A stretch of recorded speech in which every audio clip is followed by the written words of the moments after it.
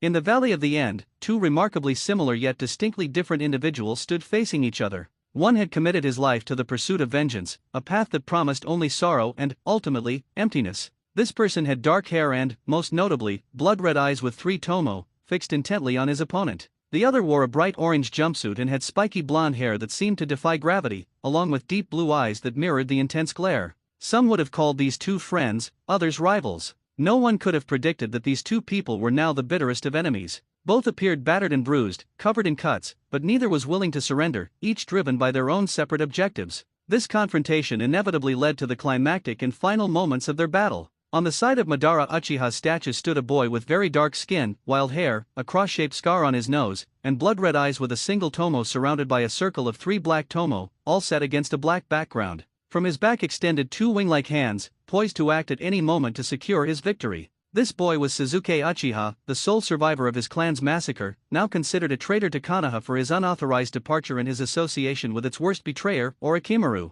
Across from him, by the statue of Hashirama Senju, stood a shorter figure with spiky blonde hair and deep, cold blue eyes. His face was marked by three whisker-like scars, sharp canines protruding from his upper lip, and held a pained, if not emotionless, expression. His vibrant orange jumpsuit demanded attention, but what truly captivated the eye was the cloak of red chakra enveloping his small frame. This was Naruto Uzumaki. Naruto was known by many monikers, from Demon and Hellspawn to King of Pranks and Konoha's most unpredictable ninja. The last nickname was the most common, yet many who believed they understood him didn't know him at all. They saw Naruto as foolish, but how could someone with his heritage and a millennium-old library within him be dumb? No, Naruto was not unintelligent. While he wasn't on Shikamaru's level, his mental acuity was quite high. As the two stared at each other, they unconsciously began to draw on their powers to unleash their most potent attacks. In Naruto's hand, chakra began to rotate slowly, forming a brilliant blue sphere streaked with red. From Sasuke's direction came the sound of 1,000 birds chirping, and his hand was slowly enveloped in black lightning, forming a perfect Chidori.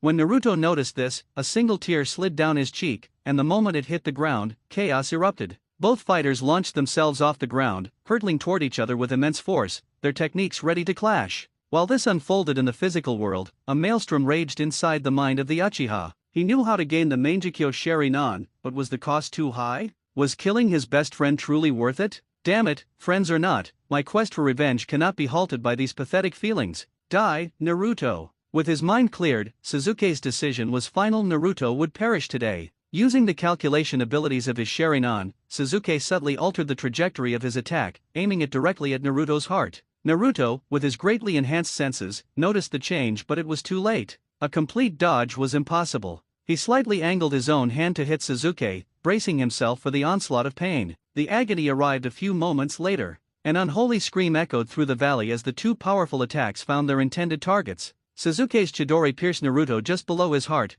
missing it by mere millimeters and creating a wound that bled with shocking speed, leaving an unnaturally large pool of blood beneath the blonde. Meanwhile, Sasuke's shoulder was slowly torn apart and separated from his torso, blood spiraling from his wound. Just as his arm was about to be ripped away, the Rasengan exploded and his Chidori dissipated. Each boy ended up in a deep crater on their respective sides of the valley. Sasuke had already lost consciousness from blood loss, while Naruto was barely clinging to awareness. It was at this scene that Kabuto arrived, his face contorting in horror as he took in Sasuke's condition. He quickly moved to him and performed a rapid diagnostic jutsu, confirming his worst fears. Seeing no alternative but to stabilize Sasuke on the spot before moving him, he got to work. In the meantime, Naruto could no longer resist the darkness and slipped into unconsciousness. Inside Naruto's mindscape, he walked through the ankle-deep water of the sewers, already knowing why he was there. He was dying, and the great Nine Tails would not meet such an end. Stopping just before the enormous gates, he looked up to see two massive red eyes and a great mouth laughing at him. "So, why are you here, pitiful mortal?" the Kyuubi asked in its deep voice, laced with a mix of hatred and expectation. As the Kyuubi observed the boy, he noticed some changes. First, he didn't flinch when he looked at its eyes, which had never happened before. Second, his usual simple expression had been replaced by something else. His eyes radiated an intelligence and, most of all, a wisdom that seemed too old for such a young child. Third, his face was set in a completely emotionless expression, which was what frightened the Kyuubi the most, as much as a demon lord could be scared by a small boy. It had always believed this child would never stop talking or smiling, but without it, he looked different. "I imagine you already know what I need, Kyuubi, after all, we share the same body," Naruto replied. The Kyuubi froze in its cage, stunned. Had the boy just admitted that they were one? The same boy who had sworn never to use his powers? This wasn't the boy it knew. Could it be that he had been deceiving it all along? That his entire persona was just a mask? If this were true, the QB realized it had been profoundly mistaken about the boy, but it decided against jumping to conclusions before getting answers. "Mortal, did you just admit that you are me, and I am you?" the QB asked, its voice surprising the young boy. It was still filled with hatred and malice, but this time, Naruto could almost sense a flicker of surprise and hope. Naruto shook himself from his thoughts and looked directly into the eyes of the gigantic fox. "That I did. It would be foolish to claim otherwise, since if one of us dies, so will the other. Now, to the main issue we must address. As of now, I am officially dropping my mask of happiness and becoming what I am without it. I don't know if you had any idea about this, since the seal only lets you connect with me when I am near death or when I permit it," Naruto stated in his emotionless voice. The QB didn't seem surprised. "Well, of course I knew. I am the great QB no Kitsune, mortal." Naruto's sweat dropped, knowing the fox was lying. "And as you mentioned, I know why you are here. You got your ass handed to you by that idiotic Uchiha, and now your body is a complete mess, and you want me to fix it," the QB replied and began to send waves of red chakra to Naruto's body. "One last thing, mortal. I don't want to see you lose again." With that, the QB retreated to its cage to focus on repairing its vessel's body. "Don't worry. I won't," Naruto replied just before the chakra reached him. Within moments, the red chakra surged into his body, and he let out another inhuman scream. Every chakra and blood path felt like they were on fire, as if acid were being poured into his body, slowly dissolving every tissue, nerve, and vessel to end his miserable life. Just as he thought he had the pain under control, he heard a crack, followed by another. Before he could comprehend what was happening, his entire body was broken and lay limply on the ground. His inhuman scream intensified as the pain slowly moved upward from the lower half of his body. His muscles ripped and reformed, his bones shattered and grew anew, his chakra and blood paths widened and the chakra within them compressed and grew denser, his nerves regenerating. Just as it was about to reach his head, he realized in horror that his eyes had burned out, leaving nothing but dull sockets. Now, within his head, the red chakra began to form the last organ that needed to be repaired, his eyes. Naruto panted in his mindscape from the immense stress his body had just endured. He was about to stand but caught his reflection in the water. He looked just as he had before, but his muscles were more defined. However, what truly caught his attention were his eyes. They were not his usual ocean blue, no, they were red, and they had a single tomo on a circle around his pupil. "Sharingan?" Naruto questioned, uncertain if it was real or an illusion. He got his answer when he looked at his arm. He could see the powerful chakra flowing through it, and when he moved it, he saw the motion in slow-like detail. Fascinated by this new discovery, Naruto cut off the chakra flow to his eyes and looked back into the water to see his normal blue eyes staring back at him. When he again focused some chakra into his eyes, he silently muttered Sharingan, and there it was again. Naruto realized it wasn't a dream, he really had the Sharingan. "What did I do to deserve these cursed eyes?" "Well, it doesn't matter, they will help me with my goals. I will have to ask the QB what happened to me, because I don't believe this was intentional," Naruto said, already preparing to leave his mindscape. Had he stayed, he would have heard the QB muttering to itself, very interesting. I will have to investigate this and find the cause, because I sure as hell don't know what happened." Its voice was surprisingly filled with excitement. Outside the mindscape, 5 minutes earlier, Kabuto had finally finished stabilizing the Uchiha. The damage was extensive and could not be fully healed without time and proper medical tools, which he lacked. He was about to depart but then remembered the QB's Jinchuriki. His master wanted him dead, so why not kill him while he was vulnerable? He created a shadow clone and handed Sasuke to it. After performing 5 hand seals, his right hand was enveloped in a blue light that quickly formed a scalpel. He jumped over the river, knelt beside Naruto, and prepared to stop his heart. Focused on his attack, he didn't anticipate being thrown back by a powerful red chakra that surrounded Naruto in an impenetrable shield, leaving no weak point to exploit. Seeing this setback, Kabuto sighed and took Sasuke back from his clone, which then dispelled. "This massive chakra surge will definitely be noticed, and I can't afford to waste my time trying to break through it. I must deliver this little Uchiha to Lord Orochimaru. Well, see you next time, Naruto-kun." He cackled evilly and vanished in a puff of smoke. About 2 minutes later, Naruto awakened to the sight of the destruction he and his former teammate had caused.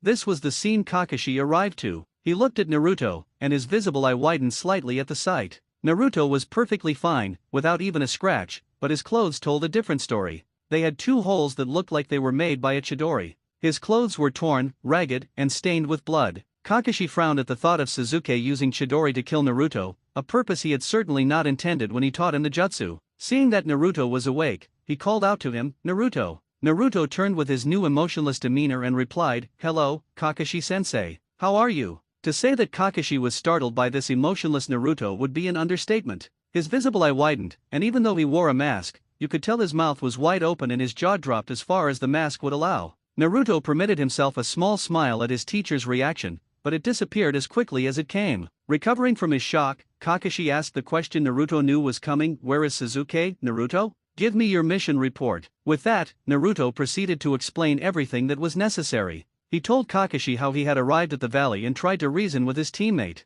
He also described their fight, how Sasuke had aimed to kill him, and how Sasuke had changed the trajectory of his Chidori to aim for his heart, and how he had almost torn off Sasuke's arm. "So, how did you survive?" Kakashi asked innocently, although he had already sensed the pressure of the Kyuubi's chakra from miles away. His suspicion was confirmed when Naruto stated that the fox had somehow healed him. Naruto decided that Kakashi did not need to know the full truth. Just as Naruto finished the story, Kakashi asked if he needed to be carried or if he could run on his own. Naruto replied that he was fine and that whatever the fox had used had healed him completely. And so they began their journey home to Konoha. The trip was easy, with no conversation between the teacher and his student. Kakashi was lost in thought, contemplating why Sasuke had left and how he had failed as a mentor. Naruto's thoughts were entirely different. He was thinking about his future plans and what he would do next. He had already decided that Konoha was not the place for him, but the real issue was how to leave without being listed in the bingo book and having hunter-nins on his tail. Just as they reached the gate, they could already make out the blurry figures standing there. It was everyone from the Konoha 12, except for those who had been injured. Tsunade, Shizune, and Jiraiya were also there, with the last two people standing near the gate being the gatekeepers, Izumo and Katetsu. The moment Naruto stepped through the gate, he was enveloped in a bone-crushing hug from the Slug Princess, a pat on the head from Jiraiya, and another hug, not so violent this time, from Shizune, who was muttering about never letting her little brother do something like that again. "Hello, everyone," Naruto said, surprising everyone with his monotone voice. Tsunade was the first to recover from her shock and asked what had happened. Naruto once again explained everything, excluding the part about the Kyuubi. Everyone's eyes were wide and seemed dangerously close to popping out of their sockets. This reaction was due to several reasons, but most people were stunned by Naruto's speech. There was no anger, no regret, not even sadness that he had lost his teammate and best friend. His voice was, as before, emotionless and blank. There were some who reacted with anger towards Kakashi for teaching Sasuke a technique that nearly killed Naruto, but one person's reaction was entirely different.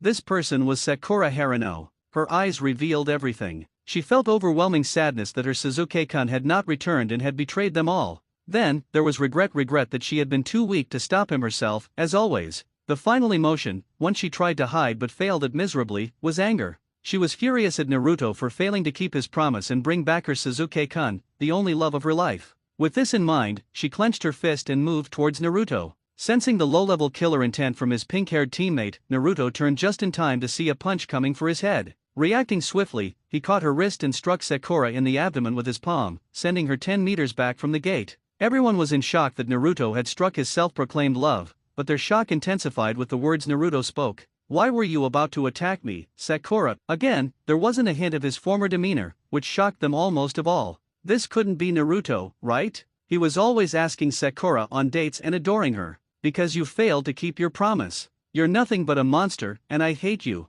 Don't ever come near me or speak to me again," Sakura screamed as she ran away. The crowd was initially angry at Sakura, but their expressions of shock returned with Naruto's reply. "Okay," he said. Again, there was no regret or sadness, and his eyes revealed nothing. This was just so out of place. This emotionless face didn't belong to Naruto. No, something had to be wrong. Tsunade, motioning for the gatekeepers to leave, decided to address this problem herself. "What in the hell happened to you, Naruto? You're completely different from the boy we knew, the one who was sent on the Sasuke retrieval mission." Tsunade yelled, earning nods of agreement from everyone present and a calculating look from the perverted Sannin. Naruto once again shocked them with his simple answer. "Well, when your best friend drives a Chidori through your heart, it's pretty easy to change, you know." He lied, but he faked it with a small smile that instantly warmed everyone in the vicinity. With that, they all dispersed, with Tsunade, Jiraiya, and Naruto heading to the Hokage Tower. The latter wondered about his changes and what the Kyuubi might have discovered about them. After arriving at the Hokage Tower, Naruto wrote down the mission report and left for his home to get some rest.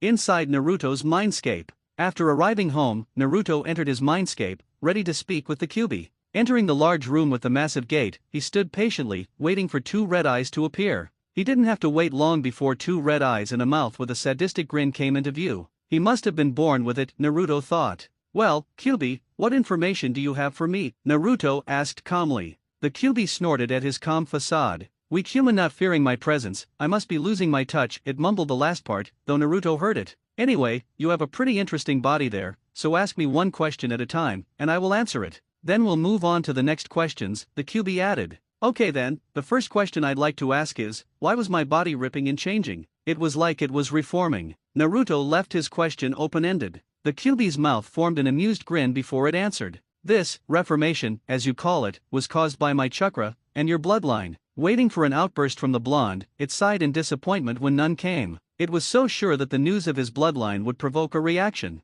Oh well. I will start with your bloodline. It comes from the Namikaze clan. Children of this clan have about a 50% chance of inheriting it, but even if they do, there are variations in power. Some are stronger, and others are weaker. Yours was exceptionally strong. Its abilities are as follows. Since the Namikaze were known for their speed, their bodies need reinforcement to survive. So, in short, your bloodline increases your resilience, bone density, chakra density, and widens your blood and chakra paths. Basically, anything you can think of. The QB paused to let everything sink in before continuing. Normally, these changes would happen over time, but in your case, the speed and capabilities were drastically accelerated. The catalyst, of course, was my chakra. When I was repairing your body, I had to put too much chakra into your pathways, and it found your hidden bloodline and started to amplify it. Because of this, your body had to be reformed to accommodate the new changes. But now your body is beyond human. I'll try to compare it to opponents you've met. The QB paused again to allow the information to be absorbed, then continued after Naruto nodded.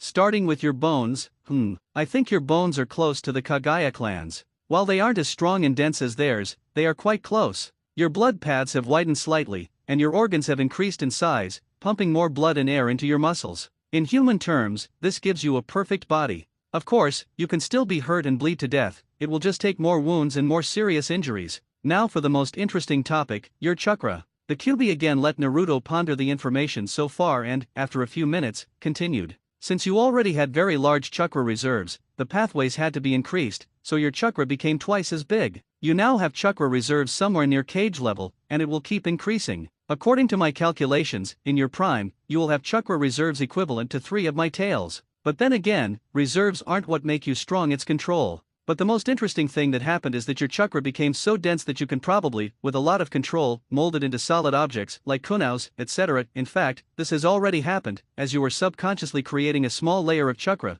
invisible to the naked eye, on the top of your body, like a shield. So all in all, your chakra density, while not the same as mine, is pretty close. With this, the QB ended the anatomy lesson. Naruto stood there, dumbfounded by what he had just heard, but at the same time, he was extremely happy. He needed some aces up his sleeve so he could leave Konoha without worrying about hunter nins, but now, if he trained and then left, there would be no problem. Still, one more question was bothering his mind. Well, that's pretty interesting, but now for the other question, why do I have the Sharingan? The QB chuckled at this. The curiosity of humans was never ending, and it liked that. Haha, I intentionally left out this part, but it's also because of my chakra and your bloodline. For you to understand, you have to know that I am part of the entity from which the Sharingan is descended. Let's just say that my DNA carries the Sharingan and leave it at that. Normally, your bloodline would upgrade your eyes to be able to keep up with your speed, but since that bloodline transformation was already mixed with my DNA from my chakra, it started to reform your eye differently. First, it burned out your old eyes and then used your DNA to form new ones with enhanced vision, but since my DNA is very powerful, it also mixed into your eye and created the Sharingan. Simply put, you have eyes like any normal Namikaze, just sharper and better, but you can also activate the Sharingan with all of its perks. The QB finished the long explanation and took a breath. It needed water. Damn this cage. Damn you, fourth, you could have at least left me some water and food in here, the QB thought. Seeing the evil smile on Naruto's face, it leaned in to hear him better. This is fantastic, QB. Now with the Shadow Clone Jutsu and the Sharingan, we can become strong really fast and then leave Konoha, Naruto shouted, not hiding the delight in his voice. As he prepared to leave, he was stopped by the QB's voice once more. Wait, mortal. I have one more thing to tell you, and that is about your affinities. Here, it paused but grinned slightly at catching Naruto's attention. I don't know if it can be classified as a bloodline, but you had a very high affinity for water, wind, and lightning, the QB said mysteriously. Had? What do you mean had? Naruto asked with narrowed eyes. What I mean, mortal, is that thanks to my chakra increasing your chakra development, your nature chakra changed. It didn't change its nature, but more like its potential. Seeing that Naruto had processed the information, it quickly began to explain. Since I am, what you could call, a product of nature, I am deeply bonded with it, as is my chakra. By having my chakra alter yours, your nature chakra became more violent and potent than any human could ever dream of. I don't know its exact capabilities, but we will soon work on this. For now, I am going to sleep, but be prepared for harsh training once I decide what I want for you." And with that, the red eyes disappeared, and Naruto faded from his mindscape. Outside Naruto's mindscape, looking at his arms and sending chakra to his eyes, thus activating the Sharingan, he could see the thin layer of chakra resting calmly on them. He smiled at this and closed his eyes. Just before falling asleep, he thought of his grandiose plans and a way to get out of the sight of Konoha's ninjas. Naruto woke up from his slumber due to the sun's rays shining brightly into his eyes. Slowly going over the events from the previous night, his face showed a slightly shocked expression, but it quickly disappeared. Entering his mindscape, he quickly made his way through the sewers to the Kyuubi's cage. Tapping his foot lightly on the water below him, he patiently waited for the Kyuubi to appear.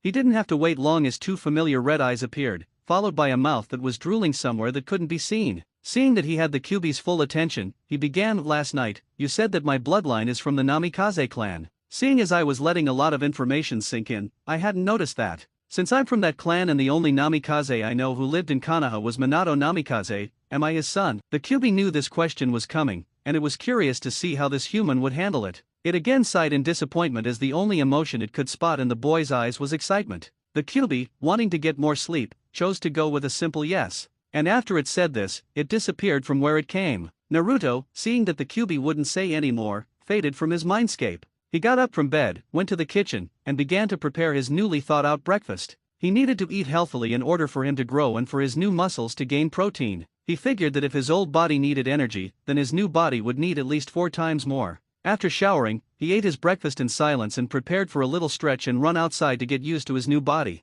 There was only one catch: he didn't want to wear his old clothes anymore. Choosing to solve this problem right now, he sat in a lotus position and began to think about his options. He could always use the Sharingan on a shopkeeper to serve him like any other customer. I mean, how hard could it be to use Genjutsu on a civilian? He could also make some clothes from his newly acquired chakra, but the Kyuubi had said he needed a lot of chakra control, which he didn't have. He may be smart, but he wasn't delusional. Choosing to go with the first option, he wore a black short-sleeved t-shirt with short black trousers and headed out. Walking through the streets, he was, as always, met with hateful glares. Also, thanks to his newfound abilities, he could hear people murmuring some nonsense about the demon brat failing Konoha and letting Uchiha-sama get away. He, of course, ignored these as always. He would not let his mood drop because of such petty things as people's prejudice. He had a plan and a tool that would help him. Moving quickly through alleys, he ended up at a shop. A store he knew was for ninjas. He had never been here before, but he didn't mind. If the shopkeeper considered him a demon, he would just put a genjutsu on him. Yes, that was also a reason he chose this shop.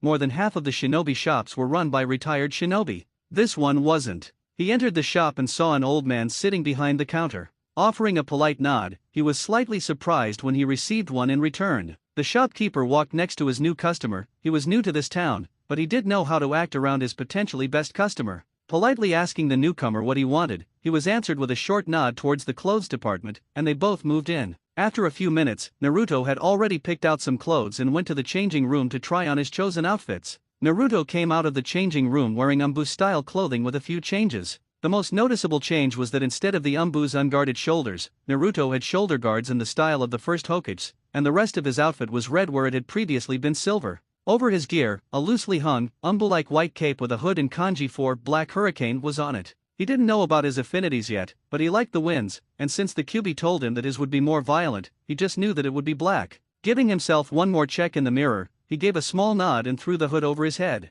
He then turned to the shopkeeper and asked where he kept the weapons. The shopkeeper led him there, and Naruto once again took his time to find what he liked. He was slightly brushing his hand over every sword he saw in the shop and just couldn't find a good one. He was about to give up his search just as he saw a humbly made katana. His hands gripped the handle, and he pulled it out of its sheath. The katana itself was pretty heavy but also well balanced. It looked cheap but was expertly made, good for his training, he thought, and sheathed it on his back, where he had his own holster for a katana like any other Umbu. Meanwhile, the shopkeeper came back with every weapon the young ninja wanted in a bag. There were kunaos, shurikens, exploding tags, smoke bombs, storage scrolls, training weights, and some other things. Giving the young ninja the bill, he received his money and bid him goodbye. Having everything he wanted, Naruto sealed it all in storage scrolls except for his katana and walked to Training Ground 17 to get used to his new body. Once he was there, he started with stretching, then a few push UPS, sit UPS, and squats. As his body warmed up, he started to run around the training ground, slowly getting used to his new muscles.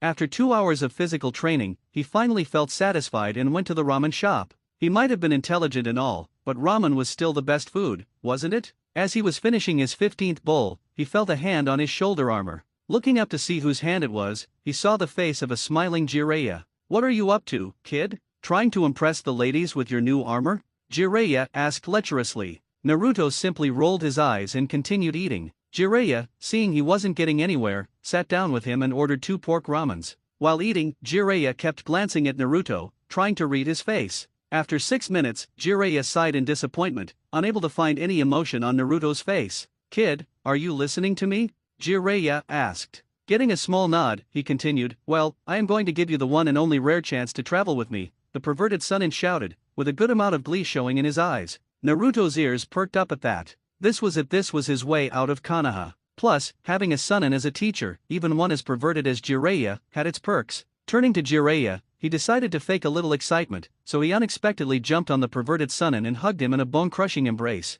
Jiraiya's face turned blue, but he didn't care. He wanted his godson to open up to him again like before, so he just patted his back and hugged him back. After the emotional moment, they both decided to leave the very next morning, as they both had some things to do. They said goodbye to each other and went their separate ways. At Naruto's apartment, since he had already packed, his mind turned to his father. He knew that his father didn't hate him. A man of his caliber just couldn't hold a grudge against this. But one question was still on his mind: where did his father keep his legacy? He must have left it somewhere, and he doubted it would be in a public place. Naruto had once read about seals that reacted to certain blood. Could it be that his father used these? I mean, he was a sealing master, he must have found a way to keep his legacy safe, right? Thinking along these lines, Naruto got up from his bed and looked at his hand-drawn map of Konoha. He always drew these kinds of maps when he needed to know where to run from a mob. Carefully examining every building, he finally decided that the humble and abandoned mansion on the east side of the forest could be his parents' old house. He got dressed and left to find his presumed old home.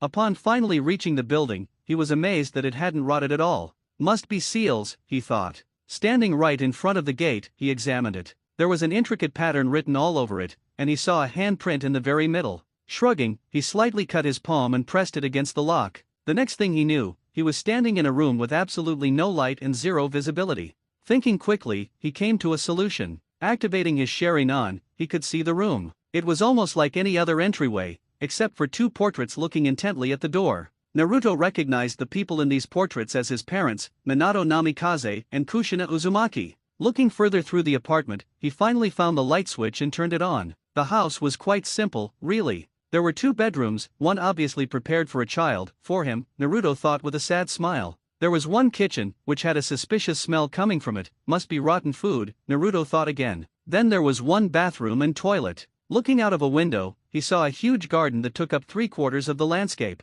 It's a shame that I will abandon this. Well, no matter, civilians would never accept me as the 4th son. Naruto sadly smiled again at this, but it quickly disappeared as his eyes landed on a door in his father's bedroom. It had the same pattern as the gate outside the mansion, and he got an excited smile as he thought of the fort's library or something that only family could access. Leaning on the door, he once again cut his hand and pushed it against the handprint on the door. This time it took much longer than before, as Naruto felt that it was scanning him inside out. Finally, the strange feeling ended, and he once again fell into darkness, only to appear in a room with a dim light coming from a new-looking candle.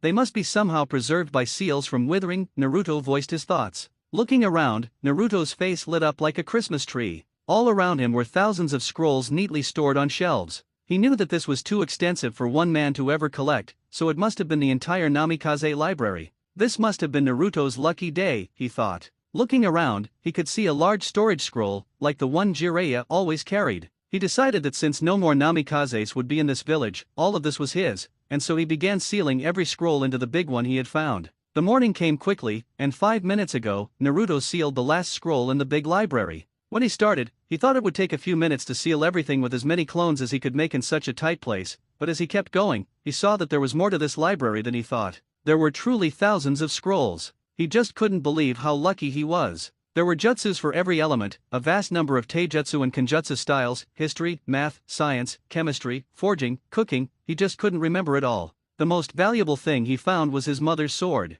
He swore to himself that he would not use this sword until he reached the level of kenjutsu that the mist swordsman possessed. The next valuable thing was his father's diary and his notes on the flying thunder god technique. With everything sealed into his large scroll, he hid it under his cape and headed home, certain that Jiraiya would pick him up there. When he arrived at his home, he took the other sealing scroll, which was noticeably smaller than the one from his parents' house, and stuffed it into his pocket. Dressing in his complete battle armor, he swung the Namikaze scroll over his shoulder and covered it with his cape. Thanks to a special seal on the cape, it looked like it wasn't there. He mainly picked this cape for that seal. Locking his house, he stood silently next to it, waiting for Jiraiya. 5 minutes later, Jiraiya arrived and was surprised that the blonde was waiting for him. Greeting Naruto with a smile, he was met with a curt nod. Motioning with his hand for him to come, they both departed to the village's gate. At the gates, the 5th Hokage of Konoha was waiting patiently here with Shizune and the Konoha 12, without Sasuke, Sakura, and Ino, for Naruto. Seeing a mop of blonde hair in the distance, they tensed for a moment and gasped at the new Naruto. He was wearing Anbu-style clothes with all the armor plates red and the shoulder guards of the 1st Hokage. They could only see a sliver of this as he was wearing a pure white cloak on top of it, concealing everything. Naruto came to a stop before his friends and the Hokage, turned his head just slightly for them to see his emotionless face, and with a simple goodbye, he got on his way. Jiraiya, seeing this, could only show sadness at his student's behavior. He quickly turned to Tsunade and flashed a confident grin. "Don't worry, Tsunadeheim, I will bring his past behavior back. I promise on my life as a super pervert." Tsunade and the rest of the group allowed themselves a small smile and bid Jiraiya goodbye, with the ladies threatening to castrate him if he turned Naruto into a pervert. Jiraiya instantly paled and ran like a coward with his tail between his legs. Later on the roads with Naruto and Jiraiya. "So Naruto, we have to discuss what this training trip will be about. I want to teach you how to control the Nine Tails Cha." He was, however, interrupted by Naruto's hand, which was held up and clenched into a fist. "No disrespect intended, but you can't teach me something that you don't understand.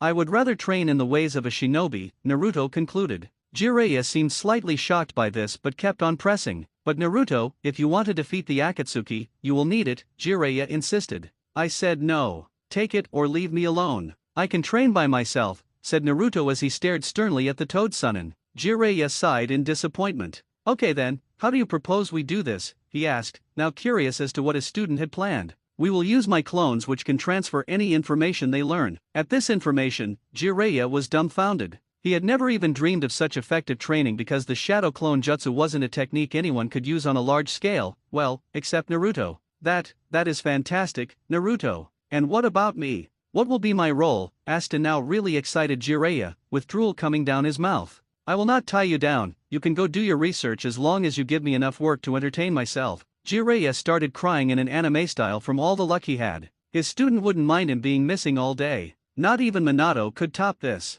"Yes, Naruto, I accept your terms," he shouted happily. Naruto smiled at this. He had all the free time he wanted for himself. The perverted Sunin was so easily fooled, he thought, and so they continued their trek to the first town quietly, thinking about all the things that would happen now. One day later in the camp, Jiraiya slowly opened his eyes, only to quickly close them as a bright flash of light blinded him. Using only his ears to scan his surroundings, he heard footsteps and a lot of breathing. Slowly rising from the ground, he left the tent and headed in the direction of the sounds. Coming to a clearing, he spotted 200 yellow-haired boys, each doing something different. Looking to his left, he saw 25 clones running up and down trees while sticking 5 leaves to their bodies. Right next to them on a lake, there were another 25 clones meditating on the water with the same amount of leaves stuck to their bodies.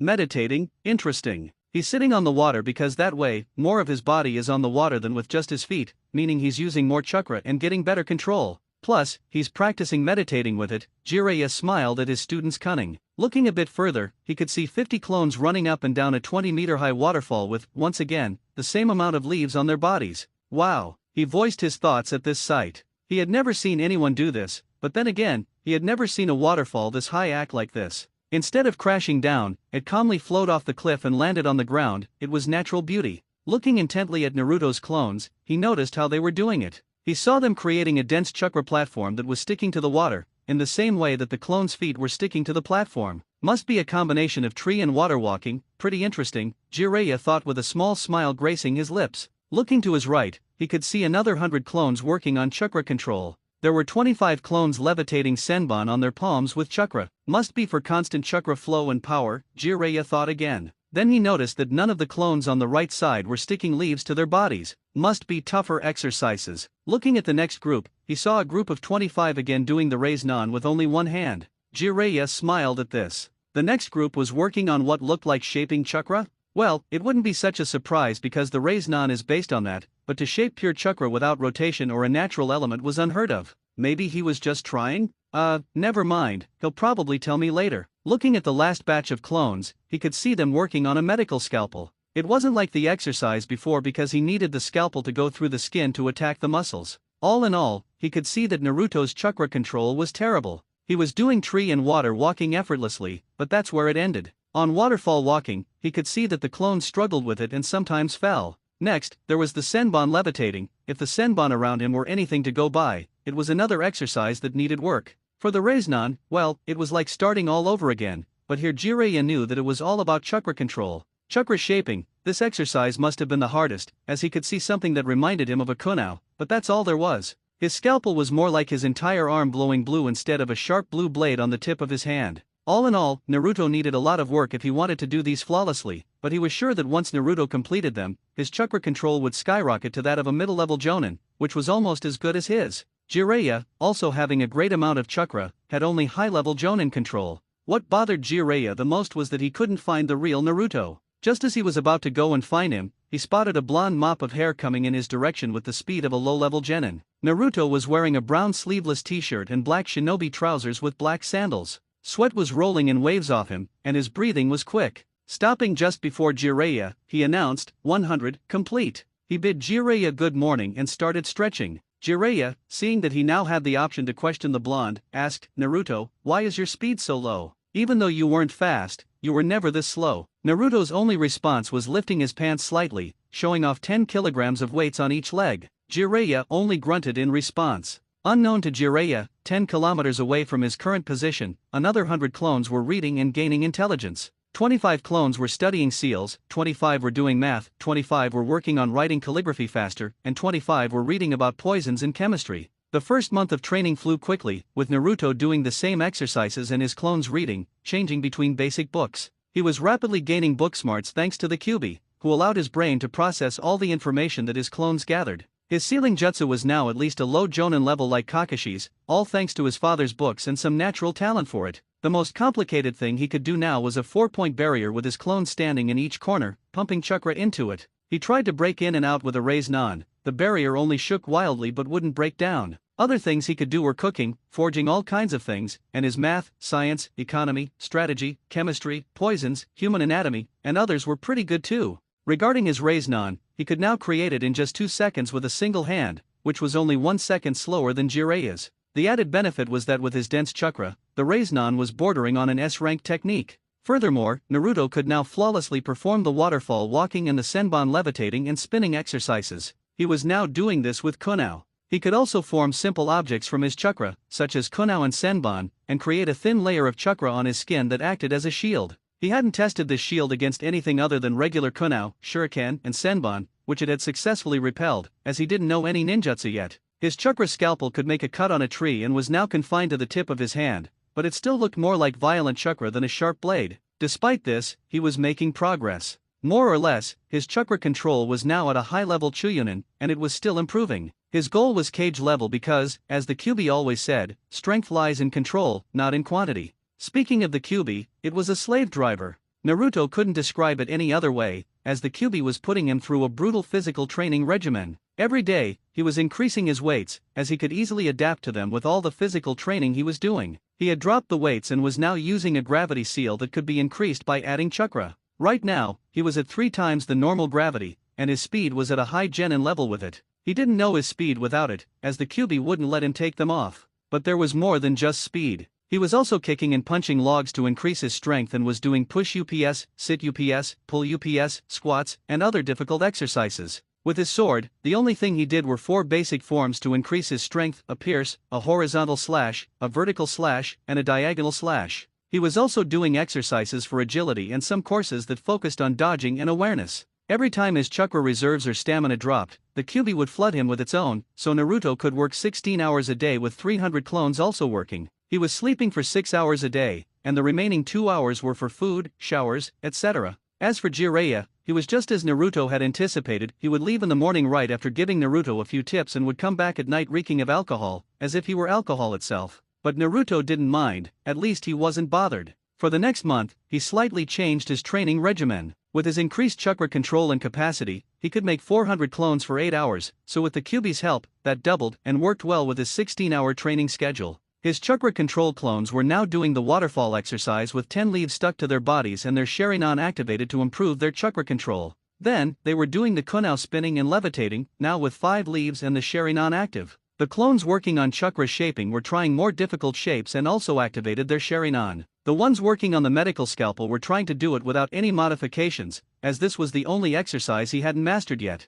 The clones from the water and tree walking were once again divided into 2 groups. One was sharpening leaves to the point of them cutting into trees, and the second was meditating a quarter meter above the ground with 20 leaves stuck to their bodies. This exercise heavily depended on expelling chakra from pressure points facing the ground and controlling it so he could levitate. Another 100 clones were once again working on reading and getting to know the theoretical side of the shinobi world. But the new group started, new exercises. There were 100 clones divided into 4 cells, each for something different. The first group was training in katas from the intercepting fist, as Naruto now had the Sharingan and could use it. All the instructions were in the Namikaze's library. The second group was training in the lion-style Kenjutsu, which he found in the scrolls, and the Kyuubi had agreed to it. The third group was practicing the fox style of Kenjutsu, which the Kyuubi had taught him himself. The fourth group was practicing weapon throwing. He wanted to do another Taijutsu style, but the Kyuubi said he would start an elemental style once he learned about the elements. Since his clones sent their memories back to him, there was no problem, as all the katas were drilled into muscle memory and then sent back to the original Naruto. And that, of course, leaves us with the original Naruto, who was once again practicing his physical abilities throughout the entire second month. Actually, he was doing the same exercises as before, just adding more gravity to his body. After the second month of training, Naruto's abilities had once again grown exponentially. He had finally managed to master the chakra scalpel, and with the other exercises he was doing, his chakra control had increased to that of a high-level Jonin of Kakashi's caliber. His Sharingan had evolved into the second level with 2 tomo in each eye. When Naruto asked the Kyuubi about this, it told him that he had been in enough life-or-death situations and that all he needed was a little push, which in his case was having the Sharingan activated throughout the month. His chakra capacity had risen to that of a middle-level Kage and was still growing. His Fuinjutsu was off the charts. Even though it was not on the 4th level, he could proudly say that he was close to the perverted Sunin. He found out that with his dense chakra, he could also write seals, but he was years away from putting it into practice. When he would be able to do it, he would surely surpass the 4th. His classic school skills were completed,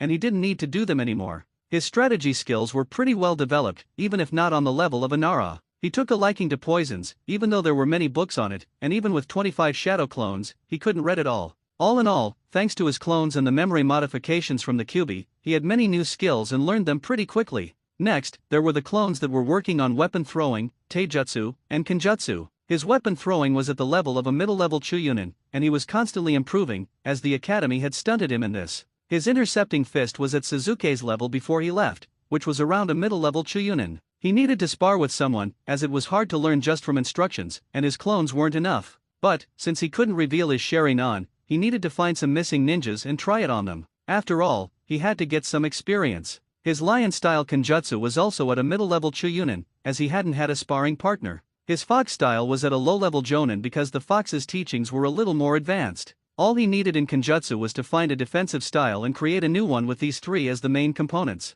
His physical training had been more advanced than the month before, and Naruto's speed had increased to a low Chuunin level with 5 times the gravity. His dodging ability was quite good, and his flexibility had changed to that of a feline. 3rd month, 1st day. Kid, we're moving from here to another city so the Akatsuki won't know where we are. Jiraiya shouted, waking Naruto from his slumber. Naruto grunted in acknowledgement and went over to the lake to wash himself. Thinking about his own strength, he wanted to know how good he was. He knew that his Taijutsu was at least mid-level Chuunin, his ninjutsu was almost non-existent, and his genjutsu were only those he could do with the Sharingan, which were low-level Chuunin. Thanks to his eyes, he could see through any Chuunin-level genjutsu. His Kenjutsu was at a high-level Chuunin, and his Fuinjutsu was at least Kage level, but he couldn't use it much in battle. So all in all, he considered himself a mid-level Chuunin due to his lack of ninjutsu and experience, and he needed to remedy that. As the two of them were walking, Naruto started to ask, "Perverted Sunin, are we going to fight missing nins?" "I need experience," said Naruto calmly as ever. Jiraiya was a little shocked at the maturity in Naruto's way of thinking. It was true, a ninja was mostly made of experience. He thought about his answer and then said, "Well, I don't know how good you are, so in order to measure you up, I will let you spar with my clone, and then we will see." Naruto nodded to this. It was a wise move, he couldn't let his student just go and fight missing nins, could he? 2 days later, Tetrozu Town. In a clearing not far from Tetrozu Town, 3 figures were standing. 2 of them looked like they were sizing the other up, while the third was carefully watching the fight that was about to unfold. Naruto, preparing to tell Jiraiya about his Sharingan, remembered his conversation with the fox. Flashback. While walking along the road, Naruto entered his mindscape to talk with the Kyuubi about a very serious matter. Walking through the sewer complex, he soon arrived at the gates, which were the equivalent of Konoha's Hokage monument. Tapping his foot lightly on the water, he waited a few seconds for his prisoner and sensei to show up. Exactly 5 seconds later, blood-red eyes appeared, followed by a mouth formed into a sadistic grin, drooling. Naruto, looking annoyed, asked, "Kyuubi, do you really have to make your entrance this dramatic? I know this already, and you won't scare me." The Kyuubi growled at this slightly and then turned its head in a manner that a small child would when proven wrong. Naruto's sweat dropped at this, seeing that even the greatest of demons could act like a child. "Anyway, I wanted to ask you if I should reveal my Sharingan to the perverted Sannin." Naruto's one eyebrow rose as he waited for the fox to reply. That depends. When you leave, are you going to make it look like you died or just deserted?" the Kyuubi asked in its ancient voice. Naruto seemed to think about this for a while and then responded, "I would have at least sent some letters, but seeing that some people just wouldn't give up on me, I will make it look like I am dead," Naruto said with 100% conviction. "Alright then, you should show him all of your skills because he will be able to help, even though I am the greatest." Here Naruto's sweat dropped. "I don't know as many things about ninjas as that perverted human," the Kyuubi ended, and with that, crawled back into its cage. Naruto nodded his head and left his mindscape. End of flashback. Perverted Sannin, I need to tell you something. Naruto started. Jiraiya raised his eyebrow at this. What did he want just before the match? "What is it, Naruto?" Jiraiya asked in a voice that was slightly laced with annoyance. "I have a Sharingan," and with that, he activated it to forever remember his perverted sensei's shocked face. The one figure in the clearing let out a small chuckle. Watching with his Sharingan, he couldn't help it. The perverted Sannin was doing such a good imitation of a fish. It was 10 minutes after he told him, and he still hadn't shaken it off. So Naruto sat into a meditative stance and waited, and waited. After 25 minutes, the perverted Sannin's face contorted into a face full of disbelief. Then after 5 minutes of reassurance, he got the strength to ask, "Where did you get it?" He knew that his parents were Minato Namikaze and Kushina Uzumaki, so where? Naruto frowned at this. Should he tell him? He knew that if Jiraiya knew, he would have to tell Tsunade, and she would have to tell the council, which would probably use him as a breeding stock and not let him out of the village. On the other hand, if Naruto made him swear, Jiraiya would have gotten suspicious of him leaving. He could always lie to him, but he thought that someone of Jiraiya's caliber could easily tell. He knew he would play it like he was afraid of the council, or maybe Jiraiya would say something stupid. "When I tell you, Jiraiya, what will you do with this information?" Jiraiya was a bit caught off guard by Naruto calling him Jiraiya but quickly shrugged it off as just being serious. "Well, I just want to know how you have a Sharingan when none of your parents had it." At this, he clasped his hand over his mouth, but it was already too late if the annoyed scowl showing on the younger blonde's face was anything to go by. "You did know my parents? Then it means that the third also knew my parents, and that means that he lied to me." Naruto had to smirk at Jiraiya's face as he saw panic all over it, so he took the liberty to increase it. "So, who were they?" Jiraiya's head dropped slightly, showing sadness as he had to talk about his old student. "They were Minato Namikaze, the fourth Hokage, Konoha's Yellow Flash, and Kushina Uzumaki, the princess of the Whirlpool." Jiraiya was, however, caught off guard by Naruto's smirk, and then he got the second shock of the day. "I know," Naruto said easily, like it was nothing that he knew his parents were the fourth Hokage and the princess of the Whirlpool. Naruto once again sat into his meditative stance, waiting for Jiraiya to wake up from his shock.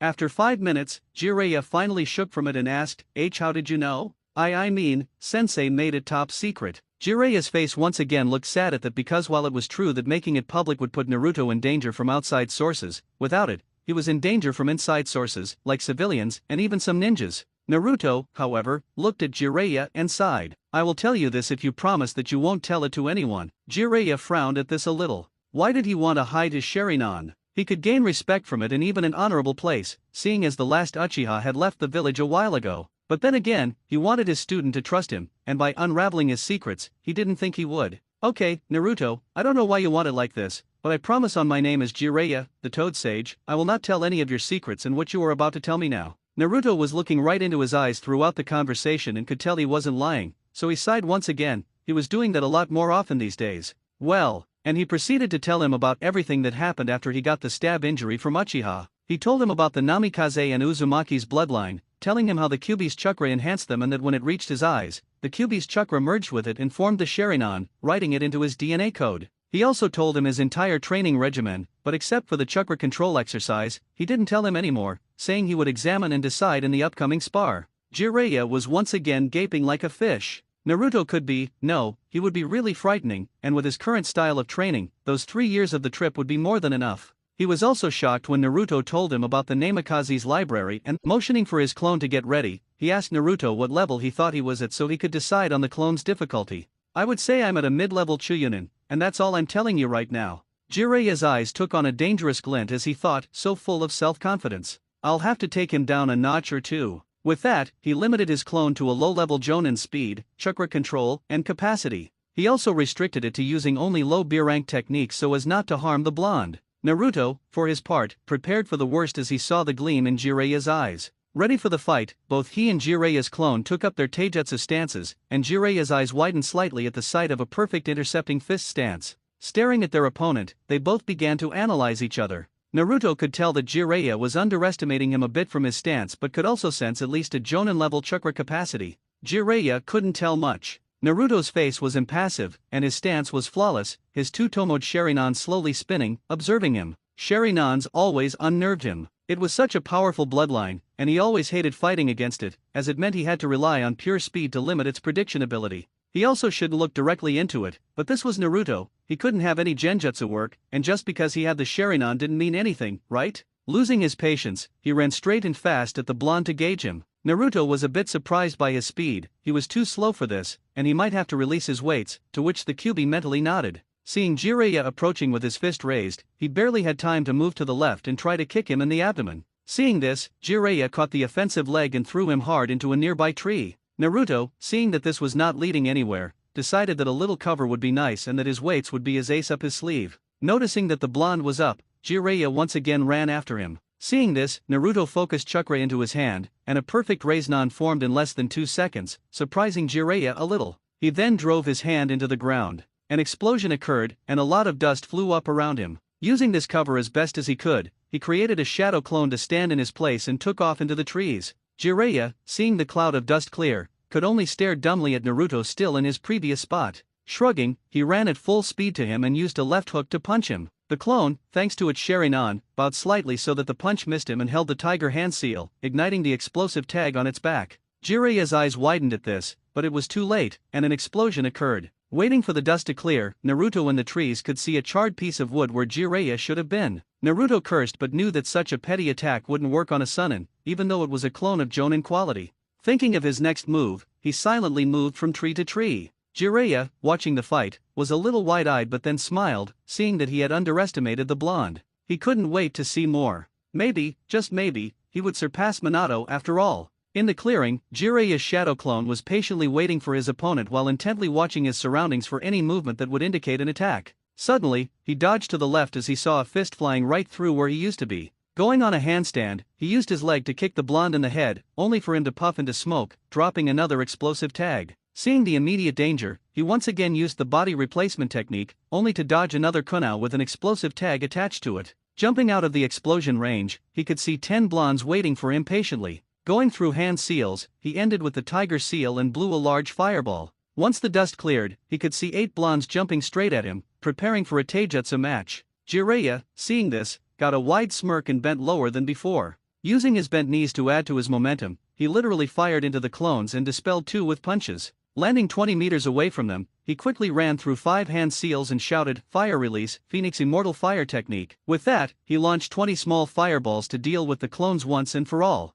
For the clones, the attack range was too wide, and they had no choice but to take a direct hit, dispelling them in a large puff of smoke. Suddenly, about 50 kunaus came from the smoke, aiming for Jiraiya. Seeing this, he jumped over them in order to escape the explosive tags if they were attached to the kunaus, but there were none. He was left with no time to contemplate this as he noticed one blonde running straight at him. Preparing to counterattack, he slightly lifted his left hand and tightened it into a fist, with his right arm bending low with an open palm facing Naruto. Naruto smirked at this. He ran at Jiraiya only to get the palm straight to his gut. Flying 10 meters away, he closed his eyes and focused on his chakra. Around him, chakra began to appear and form into small needles. Once Jiraiya noticed this, there were over 300 needles, and they were sent flying towards him. Quickly using 3-hand seals, he shouted Earth Release, Earth Wall. The needles, however, were not as weak as Jiraiya had thought and went pretty deep into his shield, some even penetrating and missing him just barely. Looking around, he couldn't see Naruto when suddenly a very hard kick connected with his gut, sending him into the tree line.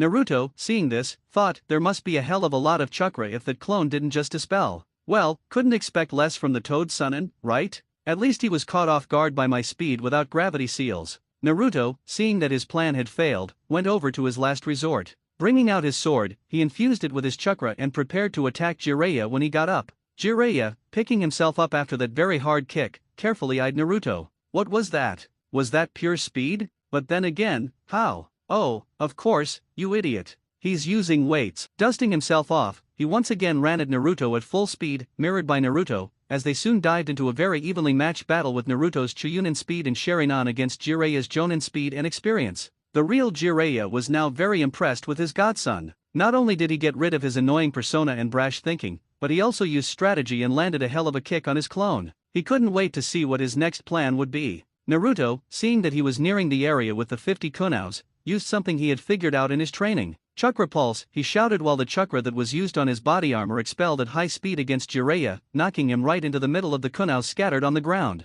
Looking around, he was slightly dazed when he saw all the kunaus puff and transform into clones approaching him, quickly swarming him in a box-like pattern. Just as he was about to jump up, he heard Fuinjutsu 4-point barrier. His eyes widened when he saw a blue-like shield preventing him from any escape. His eyes almost fell out of their sockets when he saw all of the remaining clones with him and the barrier carrying explosive seals and holding their hands in the tiger seal. Boom, they all recited, and a gigantic explosion tore through the clearing, leaving a 20-meter wide and long crater and a gaping Jiraiya at a tree. Naruto, seeing this, smiled and answered, "Those were my improved explosive tags," but seeing as there was a barrier to limit the explosion, it didn't have much of an effect. Jiraiya shivered. He called this a small effect? Going closer to the blonde, he noticed that apart from a few bruises, he was actually fine and breathing a little faster than normal. He was actually surprised at this, but when he went through his clone's memories, he realized that the only direct approach from the real Naruto was when he was getting him into the field with the kunaus. He smiled genuinely towards Naruto and patted him on his back. "Great job, Naruto.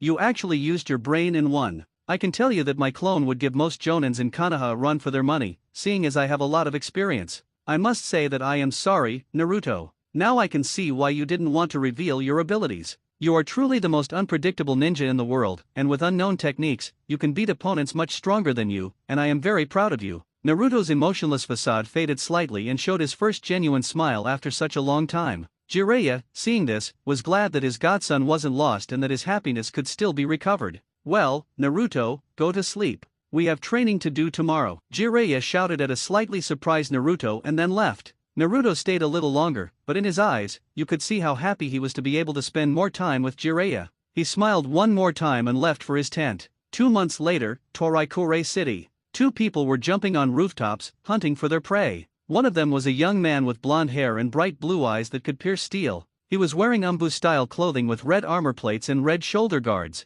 On his feet were black ninja sandals, and on his back was strapped a humbly made katana with a silvery blade and a bandaged grip. The other man looked to be in his 50s. His white hair was sticking out in every direction, and his eyes were looking around for any dangers. He was wearing a mesh shirt with long black pants and a red vest covering it all. His sandals were red and very unusual. On his back was strapped a large scroll with a strap over his shoulder. They both looked at each other and nodded. Just then, they both disappeared in a quick burst of speed with smoke covering their tracks, appearing right before their target and startling him. The man was in his mid-30s with green hair and brown eyes. He had a rain headband tied around his forehead, and on his back rested 3 umbrellas. Strapped to his waist was what looked like the handle of a sword, which his fingers were nervously gripping. "What the hell are you doing here? I didn't do anything wrong," he shouted, still not knowing his pursuers. One of them looked amused by him and asked, "I am very disappointed in you, Aoi Rokushi. You don't even know the gallant Jiraiya." And with that, he summoned a frog and struck his embarrassing pose. While Naruto's sweat dropped, Aoi started to sweat bullets. He could never even touch one of the legendary 3, yet here he was with some kid hunting him for an unknown reason. "CCC, can I ask why you WY or why you HH hunting me?" Aoi stuttered, unable to speak properly, knowing he would soon be in a battle that would be totally one-sided.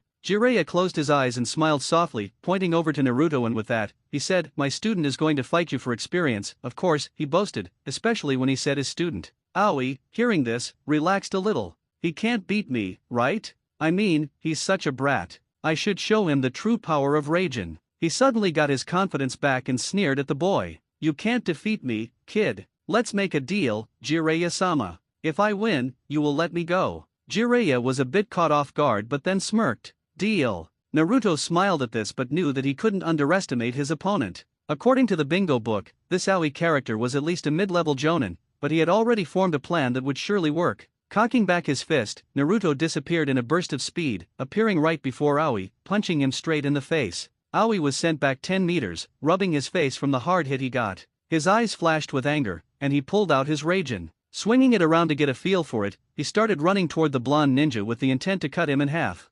Naruto, seeing that Aoi was getting closer, jumped up onto the roof, waiting for Aoi to reach him. Just as Aoi reached the spot where Naruto had been, a large explosion hurled him away into the wall opposite Naruto. Naruto, seeing that Aoi had dropped his sword, made a cross-handed seal and sent a clone to recover it. Focusing on Aoi once more, he ran through 5 hand seals, and a bow of chakra formed in his hands. He loaded it with an arrow and waited for his signal. Aoi, getting up from the rubble, saw that Naruto had a bow aimed at him and was waiting for something. Suddenly, 2 rocks puffed around him, and he was held by 2 of Naruto's shadow clones. The last thing he ever saw was a bright blue arrow about to pierce his head. Good job, Naruto. Jiraiya smiled brightly at him, showing that he was satisfied. Naruto thanked him, smiled at him, and said that Aoi had underestimated him. They both nodded once again and disappeared in a puff of smoke. During these past 2 months, Naruto had once again worked on his chakra control and finally reached a low cage level. His speed had increased to that of a high-level jonin without his seals on. His taijutsu now consisted of the namikaze style and the intercepting fist at a high jonin level. His kenjutsu was composed of the same styles, but his skill had risen to that of a low-level kage. He needed to rise to a mid-level kage in order to use his mother's sword, as every missed swordsman had at least that level of skill. Last but not least, his fuinjutsu skill had once again risen quickly under the watchful eye of the seal master, Jiraiya. He also frequently sparred with Jiraiya and tried to get more experience. There were 3 times he fought someone else, and that was one Chuyunin level missing nin from Karagakure, whom he dispatched quickly using taijutsu and a well-placed kunao to his heart. Flashback. Looking horrified at his hands, Naruto fell to his knees and began to sob uncontrollably. The sobs turned into loud cries of horror as he killed for the first time in his life. Jiraiya, seeing this, quickly jumped out of his hiding spot and went over to the blonde to help him get through it. He knew it would be tough, but he had to do it so he could look toward the future. In the shinobi world, mercy didn't exist, as it only turned around to bite you in the ass. Kneeling next to him, he put a hand on his shoulder and with the other, patted his back. Then, in just a whisper, he started to tell him, Naruto, you have to understand that when you killed this man, you probably saved many innocent people from dying. You have to see past the killing part, as it is the job of a ninja. We aren't knights in shining armor, but you already know that, so I wouldn't bother to tell you. Now, get a hold of yourself and go get your body cleaned at the nearest inn. I will meanwhile send Gamekaki to Kirigakure for the bounty and will go to see my informant. See ya. And with that, he disappeared in a puff of smoke. Naruto got up and steeled his eyes. Jiraiya was right. Right now, he saved many innocent people from dying at this man's hand. He turned around and placed an explosive tag on what was left of the body. He then went 50 meters away and with a tiger hand seal, detonated it. He turned back around and I smell like a pile of shit, he growled out as a chunk of meat landed on him. End of flashback. From that moment on, he became more open with Jiraiya and had come to terms with killing. He knew all the things Jiraiya had told him before, but it was just a fleeting moment, and the killing was so instantaneous that he had lost it. He knew that being a ninja required this from him, so he dealt with it. Then there was the second fight. Naruto knew that in this fight, he had severely underestimated his opponent and would have died if it hadn't been for a small big bit of help. Flashback. He couldn't believe it. This jonin from Iwagakure just wouldn't let him get close. He was hurt and bleeding profusely. He had some pretty big slashes and just couldn't, for the sake of Christ, get to him. The jonin was bombarding him with one earth-style technique after another. You ask how he got into such a mess, right? Well, he was walking with Jiraiya toward a village on the borders of the rice and fire countries when 10 Iwagakure missing nin surrounded them. When 9 of them led Jiraiya away to fight him, Naruto was stuck with this asshole and was getting his ass kicked. His train of thought was, however, interrupted as another technique was called out, earth-style, earth spikes. His eyes widened, and he barely jumped over the spike that would have impaled him through the gut. Steeling himself, he vowed not to lose here. He formed 100 needles from his chakra and sent them after the rock nin. With a call of earth-style, earth wall, he was protected from them, but that was all Naruto wanted, as he couldn't see him now. So, with a quick burst of speed, he appeared before the barrier with a perfect raise-non, drilling through it. When he hit the rock nin, he became wide-eyed as he turned into mud and fell to the ground. Looking frantically around, Naruto noticed the man with a sword, quickly approaching and aiming for his heart. Naruto knew he couldn't block it. His eyes closed on instinct, but after 2 seconds, they shot wide open with 3 Tomo looking intently at the Rocknin. Subconsciously focusing chakra into his eyes, they began to radiate a killing intent so strong that the Rocknin stopped in his tracks and started to shake in fear. Not one to pass up a chance, Naruto created a chakra sword out of thin air and cut off his head, sealing it into a scroll. End of flashback. Then there was Aoi, whom he had just killed. So all in all, he would say that the last 2 months were focused on mastering his physical attributes, close-range combat, chakra control, and fuinjutsu. They were nearing the village where they were currently staying, so Naruto cut off his train of thought and asked Jiraiya, "So, where are we moving to now, Ero-sensei?" Jiraiya growled silently at the nickname but let it go. With a smile, he answered, "Tomorrow, we are going to the mountains to train your main affinity, wind." Jiraiya's smile grew wider as he saw his godson's excited face. "So, how long are we going to spend training my wind affinity?" Naruto asked, now really curious. "Well, in the mountains, we will once again train for 2 months and see the results. I want you to do it in 2 months, but that may be impossible, as you will also be doing physical exercises to reach Kage and my level of fitness. If you don't master it in that time, we will leave after the 3rd month." Jiraiya replied truthfully. Naruto was deep in thought and then had a question. "What about after that? Can you give me a rough outline of your plan?" Jiraiya thought about it for a moment and then humphed. "Of course I can, brat. After the wind affinity training, we will start erasing some names in the bingo books." Jiraiya smirked at this, and Naruto's face lit up like a Christmas tree. Jiraiya, however, continued, "We will hunt missing nins for 1 month and then go and train your second affinity, which is water. Seeing as these 2 are your strongest, we will then hunt missing nins for 3 months and try to gather as much experience as possible. I will also start to introduce you to some of my contacts. After that, we will once again go for elemental training, this time for lightning. This may take you 3 months, as I will try and push your body to its limits with the Kyuubi's chakra flowing through it and your body adapting to it. And then, I don't know, maybe you can try the Flying Thunder God and fully master the Raiznan. I will probably also introduce you to Sage Chakra." Naruto nodded to everything Jiraiya said and got a little dreamy-eyed when he mentioned the fully mastered Raiznan. "Oh, and we will also try for you to perfect your Sharingan and everything that goes with it," Jiraiya added as an afterthought. With that, they said goodbye to each other and went to their separate tents, having to prepare their bodies for tomorrow's trek to the mountains. 5 days later, borders of Bird and Earth Country, mountains. 2 figures were standing on the top of the highest mountain in the south region of the elemental countries. Naruto and Jiraiya had arrived here 8 hours ago, so they were now after a nice 8-hour-long sleep. "Naruto, create 400 clones and start by trying to cut leaves with your chakra on that tree," he said, pointing to one of the many trees growing on the mountain. "Hi." Naruto replied shortly, and without even bothering to do hand signs, 400 clones appeared, took their leaves, and started to train. "Now, what about me, sensei?" Jiraiya got a devious grin that scared Naruto a little, but he held his ground, waiting for orders from his sensei. "Update your gravity seal up to 10 times the gravity and give me 500 laps in 10 minutes. Naruto gulped and made 2 hand seals, fuinjutsu gravity seal increase, and with that, he had to send chakra to his legs to keep himself up. Pumping in more chakra, he started to run, slowly at first but getting quicker every minute. This went on for about 2 hours when suddenly half of the Narutos in the crowd yelled, "I got it." Jiraiya turned to them, slightly surprised that they had done it so fast without even dispelling. "Naruto, dispel them and process the information." With that, he went over to a large clearing and started doing hand signs. When he hit the 20th, he said, "Earth release Earth Rampart," and with that, a huge wall of earth rose 20 meters up. Jiraiya started to do another 5 hand signs and with a yell of summoning jutsu, a big puff of smoke covered the top of the mountain. When it cleared, there stood a 10-meter tall toad looking at Jiraiya lazily. "What do you want, Jiraiya?" Jiraiya's head dropped at such a lack of respect but then shot up, and with calmness in his voice, he said, "I need water from that rampart, Gamamizu." The toad looked over to where the pervert pointed and went through 10 hand signs. With a shout of water release, water flow, he shot at the rampart, and miraculously, water started to gather after it fell off the newly created waterfall.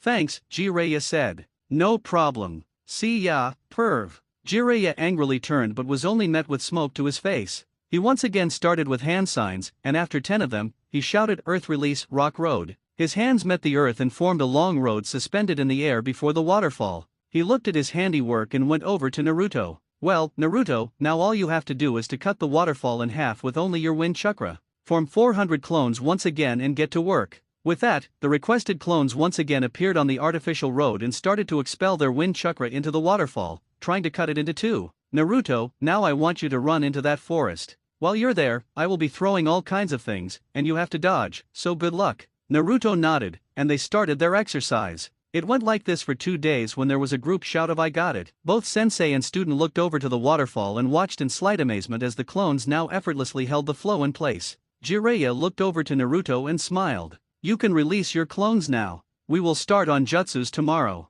Now I want you to spar with my clone while having 10 of yours watching from all angles." Naruto once again nodded, and they spent the rest of the day like this. The next morning, you could feel the excitement in the air. Naruto's thoughts were centered on his soon-to-be win jutsus, and he couldn't be happier. Seeing that his sensei still hadn't gotten up, he decided that a light warm-up was in order. He created 10 clones to read about poisons and got on his way to the forest. When he reached a small clearing inside the forest, he heard a quiet growl but paid it no attention. He went over to a lake and undressed himself. Getting into the morning's freezing water, he started to swim to relax his muscles and warm his body properly. After getting enough of bathing, he went out and dressed up once again. Choosing to scout this forest, he started running in the opposite direction he came from and soon was lost in the beauty of nature. There were young trees reaching 10 meters everywhere. The forest life was slowly waking up from sleep, and flowers were reacting to the morning rays of the sun, embracing it. He could see a family of monkeys feeding their young ones and got a little sad at that thought. He always wanted a family, but that was denied to him. He knew that he still loathed Konoha for it and he would never make a family there.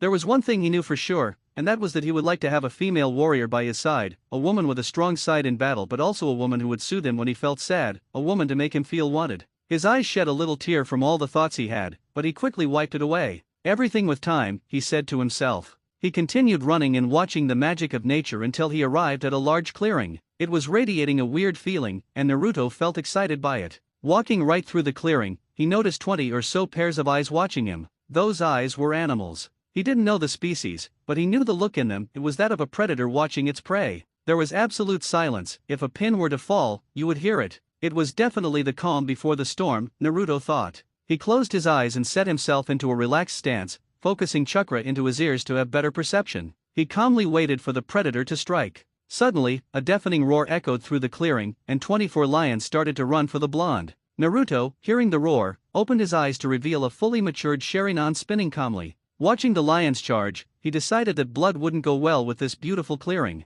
Fishing through his pouch, he found the tag he was looking for and placed it on the ground. He then bent low, and with chakra flowing through his legs, he jumped high into the air. When the lions arrived at the place their prey had been, they looked up and snarled at him. He only smiled back and held his hands in a monkey seal while muttering, "Fuinjutsu, electric discharge." The effect was immediate. Electricity sparked around the tag and coursed through the 20 lions, making their world go black. The remaining 4 snarled at the blonde once again and rushed over to him to avenge their pack. Naruto stationed himself into a stance, and with a burst of speed, he sent 2 more lions into dreamland. The other 2 weren't much better as they were hit by the hilt of Naruto's sword. Naruto, satisfied with his handiwork, dusted his hands and was about to walk off. This was, however, interrupted as another deafening roar echoed around him, and a lion the size of the Toad Boss jumped right in front of him. Behind him, 10 lions of different sizes went to check on their down pack. Naruto, seeing this, prepared to summon Gamabunta. He was, however, interrupted by the giant lion snorting, "I haven't come here to fight you, kid.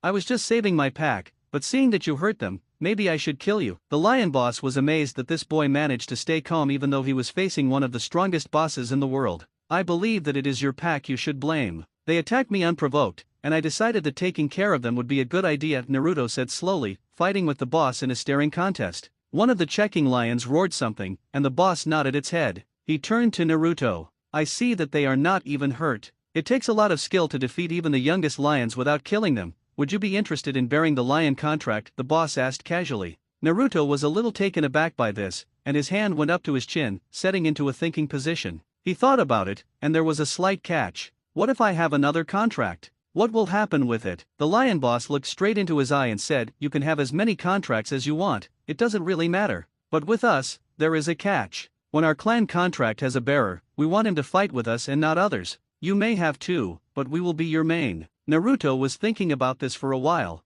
Toads weren't well suited for his styles. He was aggressive and unpredictable, almost like lions. So, what is the test? Naruto decided that the lions were a contract he would like to have. The boss smirked at the boy's intelligence and answered in his booming voice, "There are 3. One is to have a chakra capacity big enough to summon me. I believe that will not be a problem with you, as I feel that your chakra reserves are pretty big. The second condition is to learn Sage Chakra within our clan, and the third is to defeat our pack." Seeing as you have already accomplished 2 of them and the remaining will be done due to time, you can sign our contract. He finished, and next to Naruto puffed a lion big enough to equal Naruto with a scroll in its mouth. Naruto took it and signed it. Just as he was about to stand up, the contract holder bit him hard into his forearm. He held in the pain, and after it subsided, he could see a new tattoo adorning his right limb. He smiled and thanked the boss. He then bid him goodbye and said that he would call them soon. With that, he ran off, heading towards his tent. The old lion let out a sigh and started talking. I could sense that this boy is very powerful. The future of our clan is in good hands. And with a nod from his brethren, they all left in a large puff of smoke. Back in the camp, Jiraiya was getting restless. That kid just ran off, and he couldn't find him. There were 10 clones reading something about poisons, but they wouldn't even budge, no matter what he did. Seeing that he had time, he sat on a stone near their tents and started to think about the jutsus he would teach his young charge. Wind release wasn't his element, but he could do it. In fact, it was his 3rd best element. As the Sunin, he believed that knowing all 5 elements would be beneficial, so he learned all of them during his travels. Unfortunately, he had trouble with lightning release. A C-rank ninjutsu of that type used the same amount of chakra as his A-ranked fire jutsu, and what was even worse, the effect was more like a tickle than any real damage. Getting back to his wind jutsus, he thought that the wind release great breakthrough would be good for Naruto. Even though it's C-rank, it's basically the simplest jutsu, just exhaling wind chakra. Yes, that would do. Seeing a mop of blonde hair, he shot up and started yelling, "Where were you, brat? You kept me waiting." Naruto just sweat dropped because it was actually Jiraiya who kept him waiting, as he was only running because Jiraiya had overslept. Shrugging, he apologized even if he didn't mean it. "So, what will be the first technique on our list, Ero-sensei?" Jiraiya once again turned red with anger at the nickname but soon let it go. "Well, I thought that wind release great breakthrough would be good, so that's what we will be practicing now." Naruto nodded and dispelled his clones that were reading about poisons, immediately getting hit with their information. He then created another 50 and sent them to get whatever book they wanted to read. Looking back at Jiraiya, he activated his Sharingan and waited for Jiraiya to show him what technique he would learn. Jiraiya, seeing that the blonde was prepared, started with 7 hand seals and then shouted, "Wind release, great breakthrough." With that, he sent a strong gust of wind toward the tree line, almost uprooting them. Naruto could see it, the attack wasn't pumped with enough chakra. If it had been, it would have blown those trees away. Gathering the information he got from his Sharingan, he slowly started to go through the same hand seals as Jiraiya. When he finished, he calmly said, "Wind release, great breakthrough." What happened next left both a wide-eyed Naruto and Jiraiya in awe. When Naruto finished those words, the wind started to pick up speed around him and was getting darker and more violent. Naruto, not sensing this, sent his wind attack toward the tree line. The result was devastating. Every tree in the vicinity was blown off, and the clearing looked like a tornado had torn through it. Both Jiraiya and Naruto could only say 2 words, "Holy shit." He was running for his life, his mind was barely registering the events unfolding around him. He didn't know how it happened, he was so confused. Flashback. He was silently sitting near the lake, enjoying the scenery before him. There were beautiful flowers all around the clearing, and the silence was sometimes interrupted by a crashing wave. Big, long trees were overshadowing him, and he knew that this was the peace he wanted. He let his eyelids slip and fell into a blissful unconsciousness. Only thanks to his ninja skills, honed in life and death situations, was he able to dodge the bright blue arrow that almost pierced his heart. He took a quick glance over the clearing but couldn't see anyone. Shifting slowly into a defensive stance, he awaited the attack. What then came scarred him for life. A lone figure slowly descended from the trees as if the wind itself obeyed his wishes. He was wearing a white cloak that covered his whole body, with a hood covering his head. But that wasn't the most terrifying thing about him, no, it was the mask. His mask was that of death itself, it was smiling at him, he knew it was mocking him, and he couldn't stand it. The mask was made of gold, and it had 2 horns on its forehead pointing menacingly toward whatever opponent its user fought. The holes for the eyes were black, but he knew that he wasn't supposed to see his hunter's eyes. All in all, he could easily compare this mask to the Shinigami, and it scared him. He took an unwilling step back, but the hunter noticed it and immediately sprang into action. In a matter of seconds, he was on his prey and prepared to land a punch to his gut. Thanks to years of training, his prey was able to dodge and retreat to a nearby tree, panting slightly due to his older age. "Masato Sayori, surrender willingly, and I will make this as fast as possible. Choose to resist, and you will die in battle." The hunter spoke in a chilling voice that also called for respect. Masato, for his part, was now ready to give up, also because of the killing intent the hunter was releasing. Just then, his ninja side kicked in, and he smiled gently. "I thank you for your kindness, if you could call it that." He chuckled here and continued, "But I, Masato Sayori, missing nin and former jonin of Kirigakure no Sato, will die in battle." When he ended with his battle cry, he started to rapidly form hand seals and ended on the 24th. With that, he called water release pressure cannon. His chest puffed out, and he started to spew high-pressured water from his mouth. The hunter, not wanting to be hit, used a quick body replacement technique and disappeared into the woods. Machado quietly observed his surroundings and waited for the hunter to strike. His condition wasn't the best, and he knew it. He was already panting slightly from the chakra exertion and needed to end this quickly. A sudden gust of wind flung him into the tree behind him at high speed. His body hit the tree and he slumped down, only to burst into water. Machado was observing as his clone got hit by the wind jutsu and was very impressed by the hunter. He wasn't given much time as he sensed danger lurking from behind him. Turning around, he tilted his head slightly, and a few strands of hair were cut off his already almost bald head. When he looked to find his attacker, he frowned because he wasn't able to see him. That's when he felt it, a killing intent so strong that it could rival any cage of the elemental nations. The only thing he could do was cower in fear and try to run. He got his legs to finally respond to him, and he started to run in the direction of the nearest town. He needed to hide, and quickly. Flashback end. Yes, that is how he got himself into this situation. Now he could remember. He was being chased by a hunter like a predator would chase its prey. His train of thought was, however, interrupted as a blade of chakra burst from his chest. He could feel the life force that was his blood leaving him through the hole. His eyes soon became dull and lifeless. Masato Sayori was dead. The hunter changed his sword to one of purely wind and cut off the missing nin's head. He sealed it into a scroll and placed a fire tag on the rest of the body. He jumped onto the treetops and with a snake hand seal, activated the tag. It glowed lightly and then burst into red flames, consuming the body it was placed upon. The hunter nodded at his handiwork and left in a burst of speed with a small tornado covering his tracks. He appeared in a clearing about a mile away from his recent kill location and took off his mask. It revealed a young-looking boy with blonde hair that spiked in every direction, 3 whisker marks on each cheek, and eyes so blue that they would have put the ocean to shame. This boy was none other than Uzumaki Naruto, jailer of the Nine-Tailed Fox and apprentice of Jiraiya of the Sunin. His mouth formed a small smile at his next successful kill and that he would be able to move on to another of the Kirigakure missing nins. He flared his chakra a little, and in a few seconds, there was a puff of smoke, only to reveal none other than Jiraiya of the Sunin, the Toad Sage. So, how was your hunt? Jiraiya smiled slightly at his godson. He could tell that Naruto had warmed up to him a lot. These days, they both talked to each other about normal day occurrences. They were smiling together, and Jiraiya had once even convinced him to go peeping with him. That, of course, ended in disaster when Naruto intentionally used wind to push him into the women's baths. He could still feel his body protest when he moved in the direction of bathhouses. The part he liked most, however, was when Naruto was thanked by the women for saving them from a pervert. He always got a bit of a nosebleed when he thought about it. All the girls in the bath allowed Naruto to stay with them as long as he didn't act perverted and even let him see some nice views. After that, he couldn't find Naruto, so he went back to the camp. 2 days later, Naruto came back with a big grin plastered on his face that faded quickly when he realized that the pervert would bother him about it. He never told Jiraiya what happened those 2 nights. It went very well. I scared the man with my appearance and then used my killing intent to set him off. When he was running, I used my chakra blade to stab him through the back, Naruto replied as calmly as ever. Jiraiya smiled again, and with a nod, they both disappeared in their own body flicker technique. 2 days later, near Kirigakure no Sato. Jumping through the trees, Naruto and Jiraiya quickly approached the capital of the water country, Kirigakure no Sato. With the end of Naruto's training in water techniques, Jiraiya decided that fighting water users should prove useful, and so they departed for Kirigakure.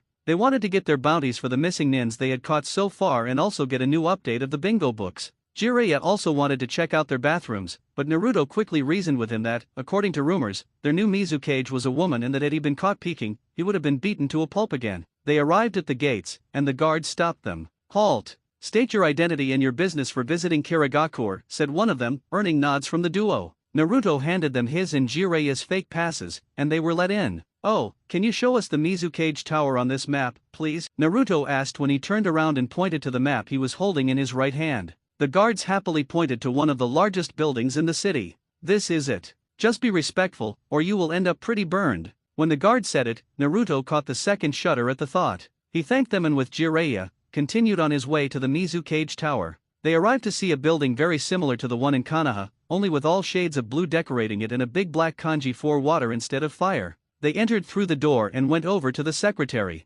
After half an hour of bickering, they finally got an audience with the Mizukage and waited 30 minutes before being allowed in. Naruto and Jiraiya dropped the very advanced henge they were using because it would do no good before the Mizukage, as she would sense it. Naruto put on his mask, and they entered. Sitting behind the desk was a very beautiful woman. She had long, wavy russet hair that reached to her ankles. Her eyes were the most amazing ones Naruto had ever seen. They were a darker shade of green and they were so beautiful. It was like looking into a clearing full of life and happiness. There was, however, one more thing. Naruto could see it. How could he not? She was suffering deep inside. He could see her loneliness, her want to have a family, her want to be needed. Her lips were blue, probably due to her using blue lipstick. She had two round and firm breasts that made Jiraiya slightly drool and wore a blue kimono that perfectly fit her curves. "What is it you need, strangers?" she asked in a tone that was so sweet but also held a warning to be respectful. "We have come here to give you your missing nins and also get an updated bingo book." Naruto decided to respond. Her eyes widened slightly when she heard missing nins.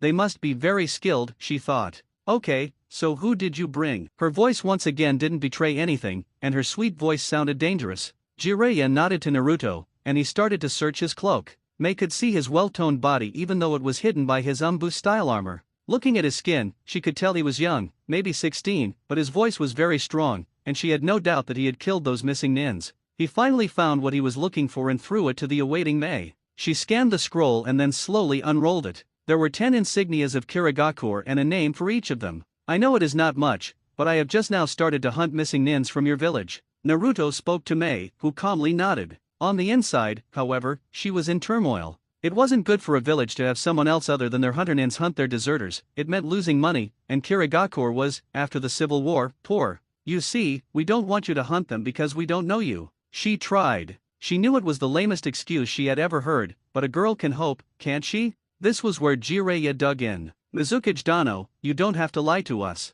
We know that Kirigakure is very poor right now and that having a hunter not from your village would, for one, rob you of your remaining money and, for two, make you look like you cannot even hunt your missing nins yourself." May looked at him, intrigued by how he knew politics so well. Maybe she could get him to join her village? That's when she looked at him properly. He had white hair falling down to his mid-back, his eyes were black and had red lines under them, he was wearing a mesh shirt and black pants with a red vest on top of it, he was also wearing a big scroll over his back, and his boots were very strange. "I think I know him. Why can't I remember?" That's when it hit her, the lecherous smile when he entered and ogled her, those white hair and red lines. She knew who this was. The bane of every woman enjoying bathhouses, the super pervert Jiraiya of the Sunin. Her eyes widened. What is he doing here? Why is he in my village? Should I warn every lady in town? No, he looks serious. Those were the thoughts running through the young Mizukage's head. She shook them off and listened as the Toad Sunin continued. Noticing that she was releasing a little bit of a killing intent when she mentioned the pervert in her mind, Jiraiya noticed this but shrugged it off. She must have recognized him. "My student and I will only take 20% of the money that is on the missing nins' heads, and that is because we don't need it too much. Our main goal is gaining experience, and my student decided to do it this way." He finished and took a long breath after such a long explanation. May looked intrigued for a few seconds but then shrugged it off. 20% was okay. They could always bring the nins to the black markets and get at least 70% of what the village was offering. She couldn't risk her village's secrets getting out, even though not many bloodline users were left after the blood purges. "Okay then, I will take you up on your offer. I will give you 20% of every missing nin's price when you give me his head and burn his body. I will have your bingo book delivered here." She said something into her intercom and asked if that was all. They both nodded, and Jiraiya started to smile lecherously. May, seeing this, got a dangerous-looking gleam in her eyes and was about to beat the Toad Sunin into a pulp. She was, however, beaten to a second as a fist landed on Jiraiya's head, knocking him down to the floor. "Behave," said the mysterious character in the cloak and mask. Jiraiya had anime tears running down his cheeks when he yelled, "How can you lecture me when you yourself have laid down with at least 15 babes from what I have seen?" By now, blood was once again trickling down his nose, and he was pointing an accusing finger at Naruto. May was looking really intrigued. "I mean, who can satisfy 15 women? This guy must be a hell of a man." Naruto sighed at this and remembered what really happened those 2 nights. Flashback. Naruto could be seen walking alongside 15 women. These were the same women he saved from the perverted Sunin. They were walking and chatting along the road. They were asking him what it was like to be a ninja, and Naruto was happily answering them. As they were walking, their group was getting smaller and smaller the further they walked. As they were almost 5 kilometers from the bathhouses, there was only Naruto and 2 more women with him. Naruto figured out that the one on his left was named Saya. She had short purple hair reaching just under her shoulders, her eyes were a beautiful brown color, and her lips were blood red. Her body was the dream of every man, as her curves were perfect. She had long, slender legs, and her outfit was very daring. She wore a green short-sleeved t-shirt and a very short black skirt with high heels clicking with every step she took. She had a gold bracelet on each wrist, and her demeanor was very tomboyish. The second figure walking along with Naruto was also the epitome of beauty. Her name was Akira. She had long green hair flowing freely to her mid-back. Her eyes were just as green as her hair, and her skin was a bit tanned. Her lips were also red, and she had a small scar on her neck. She wore a long-sleeved black t-shirt and a red mini skirt. She also wore high heels. She was constantly flirting with Naruto and loved to make him blush. They loved talking to each other, so they had stopped in a nearby bar and started to chat there. It was almost midnight, and the three of them were wasted. They were constantly flirting with each other, and Naruto was ogling them both, not that they minded it. Saya, being the least drunk, decided that going home was in order. She stood up and grabbed Naruto's and Akira's hands. "Come on, guys, we have to go to sleep," she slurred out. Naruto nodded, and they departed in the direction of Saya's apartment. After 20 minutes of slowly walking through the streets, they finally arrived at her house. She was a bit sad that Naruto would leave her. He was such a great guy, she didn't want him to go. "Naruto, don't you want to stay? Please," Saya pleaded with a puppy dog look, which was mirrored by Akira's. Naruto's drunken resolve was watering, and he gave up. "Okay, girls, I will, but shame on you if you rape me," he warned in a half-serious, half-joking manner. They shared a laugh and then entered Saya's house. They didn't even bother to take off their boots and entered the bedroom. Naruto looked around and was a bit confused. "Where is the bed I will sleep on? I can only see one," Naruto asked in his drunken haze. Saya grinned devilishly and answered, "Well, you will sleep with us, Naruto-kun." Naruto got a slight nosebleed but nodded, his resolve knocked down by alcohol. They hadn't even bothered to undress themselves as all three of them jumped into the awaiting bed. Both women wrapped their arms around Naruto as if he was going to leave them and held tight. Suddenly, Akira felt something tugging at her thigh. She looked down only to see Naruto's appendage hitting her, waiting to get some attention. She smirked and looked over to Naruto's face. "Your little friend looks like he wants to get some attention, Naruto-kun." Naruto turned red with embarrassment, which only furthered when he saw both women ogling his meat pole like their prey. Saya looked over to Akira and nodded at her. Naruto was shocked by their next move. His mouth was suddenly touching something wet. It tasted like strawberries, and he liked it. He soon realized that it was Saya's mouth resting on his, trying to kiss him. Saya was a bit startled by Naruto's shocked expression but then realized that he was a virgin. Yes, she scored high tonight, a threesome with her best friend and a hot-looking virgin. She renewed her vigor and started to use her tongue to get a response from Naruto. Meanwhile, Akira was between Naruto's legs, stroking his penis slowly. It was so hard that the pants around it were stretching. Yes, she would enjoy this night. Her hands flowed to his zipper and slowly undid it. She took off his pants and started to go for his boxers. She once again stroked Naruto's penis so as not to lose his erection, not that it would without her touch. She took off his boxers very slowly and got a predator look on her face when an 18-centimeter long meat pole emerged. Her hands enveloped it, and she started with a slow movement up and down. She was so excited, she was bisexual and had only had sex a few times with her friend Saya. She gave it a test lick and then took it all in her mouth. Naruto loudly moaned into Saya's mouth, and she smirked, her friend giving her the opportunity to enter her tongue into his mouth. Attacking vigorously, she finally won over Naruto in their tongue battle and started to explore his mouth. Naruto was now in a state of pure bliss. His penis was fully buried in Akira's mouth, and Saya was roughly exploring his mouth. He was quickly nearing his climax. Akira, feeling Naruto's pre-cum, started to suck him harder. She took his balls in her left hand and massaged them. Her right hand took Naruto's lowest part of his penis and stroked it lightly up and down. She started to use her tongue, and by his moans, Naruto let her know that it was damn good. After 2 minutes of this, she could feel him tense and started to work harder. Not a minute later, Naruto came hard, sending a flow of cum into her awaiting mouth. Saya, seeing this, let go of Naruto's mouth and went over to Akira. She started to kiss her, and Akira gave her a little of Naruto's cum. It was a bit salty but good otherwise. Naruto, coming down from his high, was greeted with the sight of two beautiful girls kissing each other, got another erection, and his mouth started to leak out a bit of drool. Before Akira knew it, her t-shirt was off, and Naruto was sucking on her left nipple. Saya, seeing this, went over to the right nipple and started to pleasure it. Akira started to moan uncontrollably, and her hand shot over to Saya, slowly undressing her shirt. Naruto, now paying attention to Akira, put his hand over her left nipple and started to pleasure it. He leaned over her and kissed her with all he got. A tongue war started. As this was going on, Naruto's unoccupied hand started to wander to the lower parts of Akira's body. Reaching her private space, he started to rub her pussy through the skirt. Akira moaned, giving Naruto a chance to dart his tongue into her mouth. He started to roughly explore her mouth. Saya, seeing Naruto's penis, knelt down and started to slowly suck it, always reaching further down her throat. Naruto moaned, and now Akira took this chance to explore him. Seeing that he had lost the tongue war, his lower hand stealthily moved under her skirt and slowly pulled down her panties. Akira didn't notice this as she was too busy exploring his mouth, and he quickly slammed his middle finger into her pussy. Akira cried out in pleasure and ended the kiss. As Naruto started to pump his finger into her pussy, she was letting out loud moans. Seeing that she was in heaven, he started to use his thumb to put pressure on her clitoris, sending new waves of pleasure through her body. After 2 minutes, Naruto had a hard time holding onto his will as he could feel himself getting closer to his climax, thanks to Saya sucking him for all her worth. Deciding that another finger was in order, he straightened his pointer finger and inserted it next to his middle finger, eliciting pleasure far bigger than Akira could take. With one long moan, she came hard, spraying Naruto and his dick with her sweet juices. Having the energy to just go to the bed, she got there and blacked out. Naruto, seeing that Akira had blacked out and Saya was wet enough, let go of her pussy and stood up. He motioned for her to bend, and she did so. He got a nice view of her pussy and anus. He came near and lined his cock with her pussy. He started to slide effortlessly along her slit but didn't enter. Saya almost cried as she was teased. She knew she had already lost as she wanted to be released, so she shouted, "Please, Naruto-kun, fuck me hard and fast. I cannot take it any longer," and he obeyed, pushing his cock into her pussy.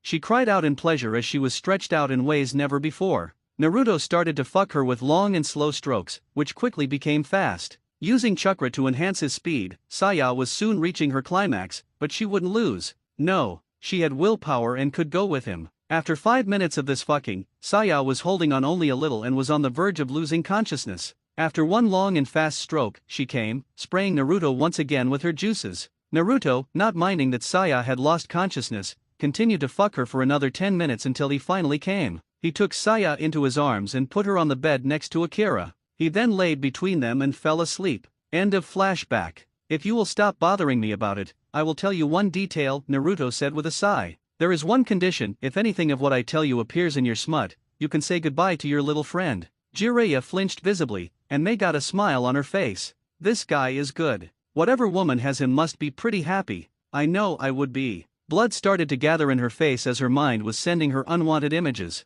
Bad Mei. Bad girl. Stop it, she berated herself. Oh okay, and Naruto, I promise to not use your information in my greatest work ever. He started with a stutter, but when mentioning his work, his voice was that of pride and accomplishment. Naruto just sighed and was about to give him what he wanted when one of the Mizukage's assistants came in, carrying the new bingo book with every missing nin Kirigakure currently had. The Mizukage thanked him and handed it over to Naruto. He took it and started to walk toward the door. When his hand landed on the doorknob, he answered over his shoulder it was a threesome with 2 beautiful models. And with that, he left. Jiraiya was staring at the door, shocked. And no way. Even I didn't have any models. My boy has already surpassed me. His sensei, oh how proud I am. Your father would be so proud, he. Jiraiya smiled and then began to reach for his notebook, totally forgetting about the 5th Mizukage in the office. Scribbling down the notes before he could forget them, he suddenly paled. A huge killing intent washed over him, and when he turned around, he was facing a gigantic lava dragon. He yelped and jumped out of the office, followed by bullets of lava. Stupid pervert, muttered Mei under her breath and went over to do the only everlasting enemy Cages ever had, paperwork. She thought about this mysterious hunter for a while but then shrugged it off. She would like to speak more to him, he looked like a fine guy. 2 days later, unknown place. So, Naruto, who is your next target? Asked the white-haired man, otherwise known as the Toad Sage Jiraiya. Naruto was silent for a while and then answered, I believe that B-ranked missing nin Tojiro Kuratsuki will be the best one I can start with. Jiraiya nodded at his choice and then asked if he knew where he was. There are some pointers about him being in Otakufu town, so I will start there. Jiraiya nodded once again and then bid Naruto his goodbye, saying he would go to do his research and meet with him 2 weeks later near the waterfalls of Takigakure. Naruto nodded and also bid him goodbye. As Naruto was jumping through the treetops, he was wondering about the final stage of his Sharingan. He could clearly remember his talk with the Kyuubi about it. Flashback. Naruto was training his water affinity when his mind started to wander around his newly acquired blood lineage, the Sharingan. He knew a few things about it, like it could cast genjutsu and that it could copy everything that used hand signs to make it work.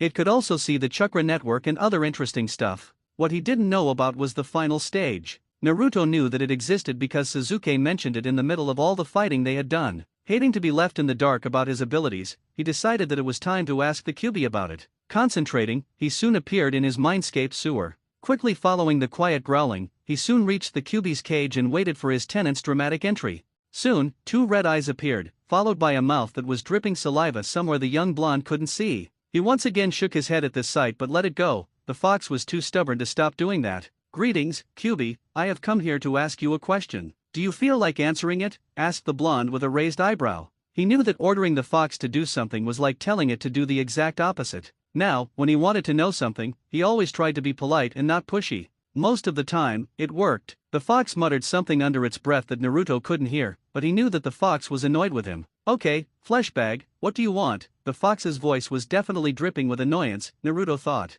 Choosing to ignore it, he started to ask his question. "You know, when I was fighting with Sasuke, he said something about the final stage of the Sharingan and that he would kill me for it. What did he mean?" Kyubi sighed. He knew about it, but if he wanted Naruto to understand it, he had to give him a long explanation. "Okay, Naruto, find a comfortable position because this will be a long explanation." Kyubi paused to let Naruto find his position. When Naruto sat cross-legged next to his cage, Kyubi continued. "Okay then, we will start ages ago. It was the time of the Sage of Six Paths. In those times, a monster far more powerful than me was grazing the earth. Its nature was pure evil, it was destroying one village after another until one human faced it." Naruto was now fully listening. A monster stronger than Kyubi? He had to know about this. That daring human was the Sage of Six Paths. He knew that killing the monster wasn't possible, so he did the only thing that could have been done. He became the first Jinchuriki ever. Naruto's eyes widened to impossible proportions upon hearing this. The myth about the Sage of Six Paths wasn't a myth? He could go with that, but sealing a monster stronger than Kyubi into himself? This guy must have been a legend. Naruto knew better than to interrupt, so he chose to stay silent and waited for Kyubi to continue. When he did so, he got some traits from his demon. "From what I can tell, the legendary Rinnegan is a mutation that only the sage had. Its powers are controlling dead bodies and giving it some abilities. There are 6 of those abilities, which is where the Six Paths part comes from, but when he became a Jinchuriki, he got another ability. This ability came from the 10 Tails, and it was the ability to control gravity." Now Naruto was gaping at Kyubi. Someone who can control gravity with a monster in him that has infinite chakra? Naruto was glad he wasn't evil. Not noticing the emotions flying across the blonde's face, he continued. "This ability was used by his eyes and was very powerful. When the sage was about to die, he divided his powers equally between his 2 sons. The older son got the weaker stage of the Rinnegan, the Sharingan, and the sage's spiritual energy, while the younger son got his physical energy and stamina. They were fighting among themselves, but that isn't what we wanted to talk about. There was one last quest the sage had to do, and it was to take the 10 Tails with him into his grave, but that was impossible. The 10 Tails was just too strong to be killed. His only option was to cripple it." He let Naruto contemplate this information before continuing once again. Once he divided his powers to his sons, he used his remaining powers to divide the 10 Tails into 9 parts, which you know as the tail beasts, and then he sealed the 10 Tails' consciousness and body into the moon. Naruto gaped at him. What the fuck was this human? He just didn't know, such power was unheard of. Now you ask, how does this connect to your Sharingan? Well, that is very easy. The same way the 10 Tails chakra granted control over gravity to the sage, my chakra has done so as well, only it will start to appear randomly in your life. I believe that just as the Mangekyo Sharingan appears in a stressful situation, so will your advanced level. Now go away, I have nothing more to tell you." And with that, Kyubi once again disappeared into his cage. He could now call home, leaving Naruto with a shocked expression. Naruto didn't know what to think about it. Controlling gravity? That was a really powerful ability but a welcomed one. It would help him in reaching his goals like all the other abilities he had gained so far. With that in mind, he left his mindscape to further contemplate his newfound capabilities. End of flashback. Arriving in the city, he was thinking about his options for hunting the missing nin. After 10 minutes, he bit his thumb, drawing a little blood. He went through 5 hand seals and whispered, summoning jutsu. With that, a lion the size of Naruto appeared, sitting on all 4s. His mane was pure gold, and he had a long scar going through his eye. It looked like it had long since healed, and he used his eyes normally. "What is it you need, Naruto?" He spoke in a deep voice. The blonde smiled. In this town, he pointed over to the town before them, there should be 1 Jonin-level chakra signature. "Can you sense it?" The lion looked at him and nodded. He was much better at tracking with his nose, but he could also sense chakra pretty well. He was a sensor in the pride. Closing his eyes in concentration, he started to feel the nature all around him. The trick was to feel the nature around him and then distinguish the different but strong parts from it. After 5 minutes, his eyes shot open, and he turned over to Naruto. "There are 5 Jonin-level chakra signatures. 2 are closely tied with water, and the rest are closely tied with earth. Which one do you want to track?" Naruto opened the bingo book and looked over his target's information. There it was, a water affinity weapon expert, no bloodline. He created a clone and turned over to the lion. "We will go after the water users. Tell my clone the location of one. The lion nodded and proceeded to do as he was ordered. When the clone was informed, he left in order to do his part. Naruto and the lion, his name was Cho, left to go for the remaining chakra signature. Jumping through the rooftops, he and his animal partner couldn't find their target until they stumbled across a man taking a nap in a tree crown. They both silently observed him and found out that he was a missing nin from Kumagakure. Naruto shrugged. At least he won't have to find him when he starts with the lightning missing nins. Creating a clone, he wasn't about to make this long. His clone hung into a beautiful woman he once saw and went over to the man who was still sleeping on the tree. Once he was just under the tree, he called out,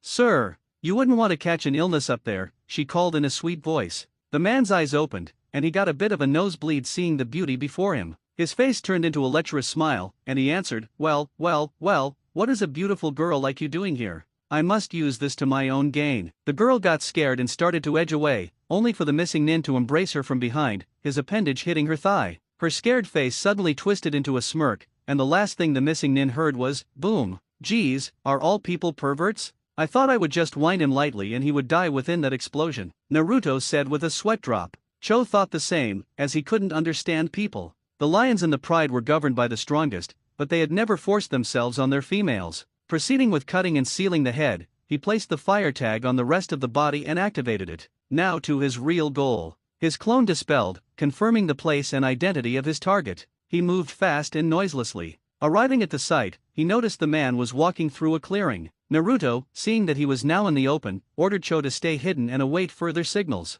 Cho nodded and left. Hope this one will be a challenge, he thought. Forming his bow, he changed the chakra in the arrow to that of wind and prepared to unleash it. Having the perfect opportunity, he stretched the string and then let the arrow go at high speed with the wind amplifying it. The Kirinin could only helplessly watch as the arrow pierced his heart and he went down. Naruto up in the tree frowned. This was too easy. This guy's profile said he was dangerous and was soon to be promoted to A rank. Feeling the use of chakra, he was just in time to jump up in order to dodge 5 water bullets. Looking back, he could see the man in question with his hands forming another set of hand signs. Quickly looking for something to use the body replacement technique with, he heard, "Water release, water spikes." He changed his position with a log just as it was pierced by 5 water spikes made of water from the first attack. Looking around, Naruto quickly formed 5 clones and sent them to the man in order to gauge him while he formulated a plan. After 1 minute, his clone was destroyed and sent him some memories of a taijutsu fight. Naruto could say it wasn't much, his clone and the missing nin were fighting equally with taijutsu, and then the man used a water jutsu to destroy it.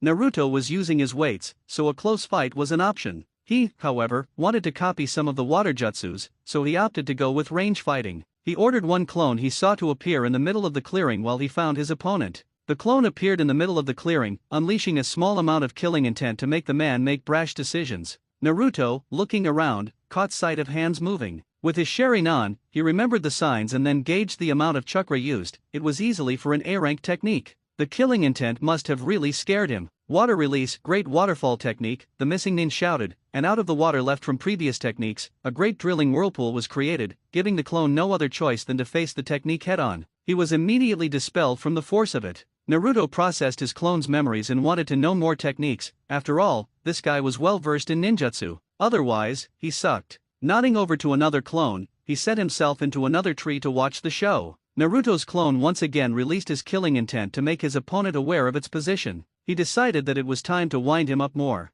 Starting with hand signs, he ended on the 6th and shouted, "Wind release, cutting winds." 20 thin blades made of compressed air headed toward the Kiri enemy. He started to dodge them, but he was soon overwhelmed by the numbers. He ended up with 2 deep cuts on his legs and 4 cuts burying deep inside his gut. His eyes started to get unfocused, and he was losing consciousness, but he still had some pride left in him. There I is and no way I am going to let you live. Die. His hands started to move at high speeds, and he started to form hand signs. On the 45th, he ended and announced, "Water release, great tsunami wave." His body exploded into water that quickly expanded and headed over to Naruto. It hit him like any other wave and killed him. Well, it would have killed him had it been the real Naruto. In this case, he just puffed out. Naruto, seeing the attack, got a very good idea he might use later. He was happy now. He had gotten 2 new A-rank techniques and captured 2 missing nins. The only issue was that they weren't any challenge. Flashback, 3 months ago. 2 ninjas clashed with their weapons of choice. A loud clang resounded throughout the clearing. A white-haired man using a kunao smiled. "You must never underestimate your opponents, Naruto. Even now when you are near my level, you must remember that even a well-placed kunao can kill. Naruto nodded. Jiraiya had been drilling this info into him from the start of their training. It was now almost a year after the start of the training trip, and Naruto was dangerously closing in on cage level. He would, however, never underestimate his opponents. He learned his lesson when he gained his fully matured Sharingan. The last 8 months were very exhausting for Naruto. With Jiraiya, he was training and sharpening his taijutsu and ninjutsu skills. He was also trying genjutsu, but the best he could do was still with his eyes. The best genjutsu he could do without was C-ranked, so he just focused on dispelling them and using the Sharingan. He was very proficient with it. His physical training changed a little. He started to bond with the lions, and they insisted that he train with them. Naruto was a little skeptical about this, but after a full night of relaxing his numb muscles, he agreed with them. They were also teaching him their traditions and history.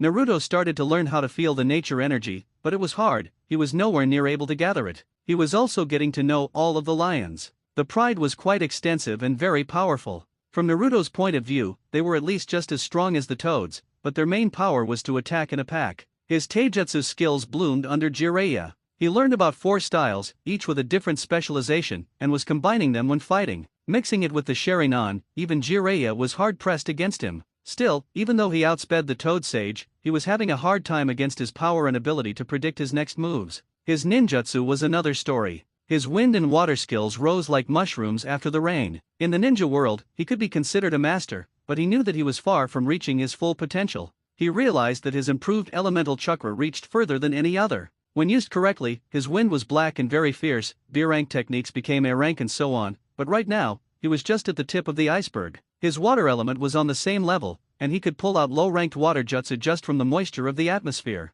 He vowed to reach his potential at the end of the 3rd year. His other skills rose as well, but not as much as those he trained. After all, even with the multiple clone technique, you cannot be everywhere. His train of thought was, however, interrupted as his summoning tattoos started to glow. In the blink of an eye, he vanished. Looking around, he could tell that he was in the land of the lions. From his left, a few lions were nodding at him, and he nodded back. From his right, the lion boss approached him. Naruto, I believe it is time to start your sage training. End of flashback. Naruto continued his travel through the trees as he was contemplating his training so far. He was very satisfied. He could almost match the Toad Sunin, but he still needed an edge. Well, he still had over 2 years to reach it. His train of thought was once again interrupted as he was almost sliced in half by a large, shark-looking sword. Landing on a tree branch, he noticed the shark-like features on his opponent. Long time no see, Nine Tails, Kisame grinned. 2 figures, standing across from each other in a large clearing, carefully eyed their opponent. One was a blonde-haired ninja with umbu-styled clothing, his mask covering his expression while his white cape revealed only a glimpse of his red armor, his muscled body remaining hidden. The other, possessing shark-like features, blue skin, and a forehead protector with 4 waves cut in the middle. He was wearing a black cloak with numerous red clouds on it, a large sword with a golden handle and a bandaged blade resting on his back, his bloodthirsty grin threatening to split his face. Kisame was the only acknowledgement the shark-looking man got. Kisame's grin faltered a little, hearing the Jinchuriki speaking to him without an ounce of fear, his voice emotionless. Deciding to do the best thing he knew, he started to taunt the blonde. What's up, brat? Already giving up? I would assume so, when your voice sounds so dead. His grin once again came full force to his face as he mentally patted himself for such an impressive verbal assault, only to settle into a frown once all he got from his opponent was silence. Naruto, on the other hand, was silently analyzing his situation. The pervy sage was probably not too far from his position, but it would prove troublesome to look for him. Also, seeing that Kisame was alone, he thought that Itachi would probably end up fighting the Sunin.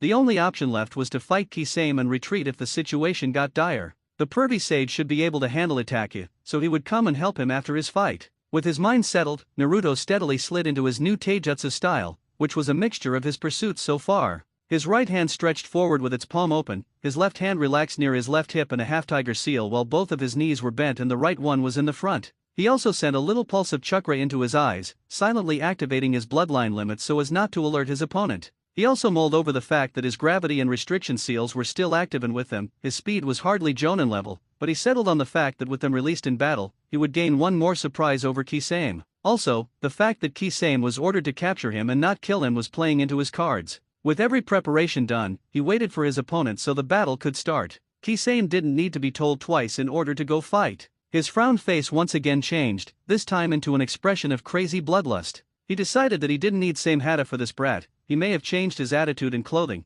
but he couldn't be any better than he was a year and a half ago. Deciding to end this quickly, he charged straight at Naruto, his fist cocked backward. His speed wasn't that impressive as his massive size had been rather bulky and not so agile, but it still went over the Jonin level and could catch most of them off guard. Naruto wasn't one of them. His reflexes and Sharingan allowed him to predict his opponent's easy movements, and he prepared to strike. Just as Kisame came into the striking position, he threw a hard but direct blow. Sensing the victory from seeing the blonde staying still, he didn't notice a shadow creeping up on him. His fist landed but didn't stop on the tough flesh, as Naruto burst into smoke. Kisame, keeping his trajectory because of gravity, couldn't do anything as Naruto's palm landed a wind-enhanced blow to his back, sending him crashing a few meters away. Naruto stood still, watching the result of his elemental taijutsu while being quite satisfied with himself. Kisame couldn't believe that the little brat had tricked him, but now he had paid for it. His cloak was shredded, and his back hurt like hell. That hit must have injured his spine a little, he thought. Quickly grabbing Same Hata, he started to feel the pleasure of its chakra being injected into his body, healing the wound.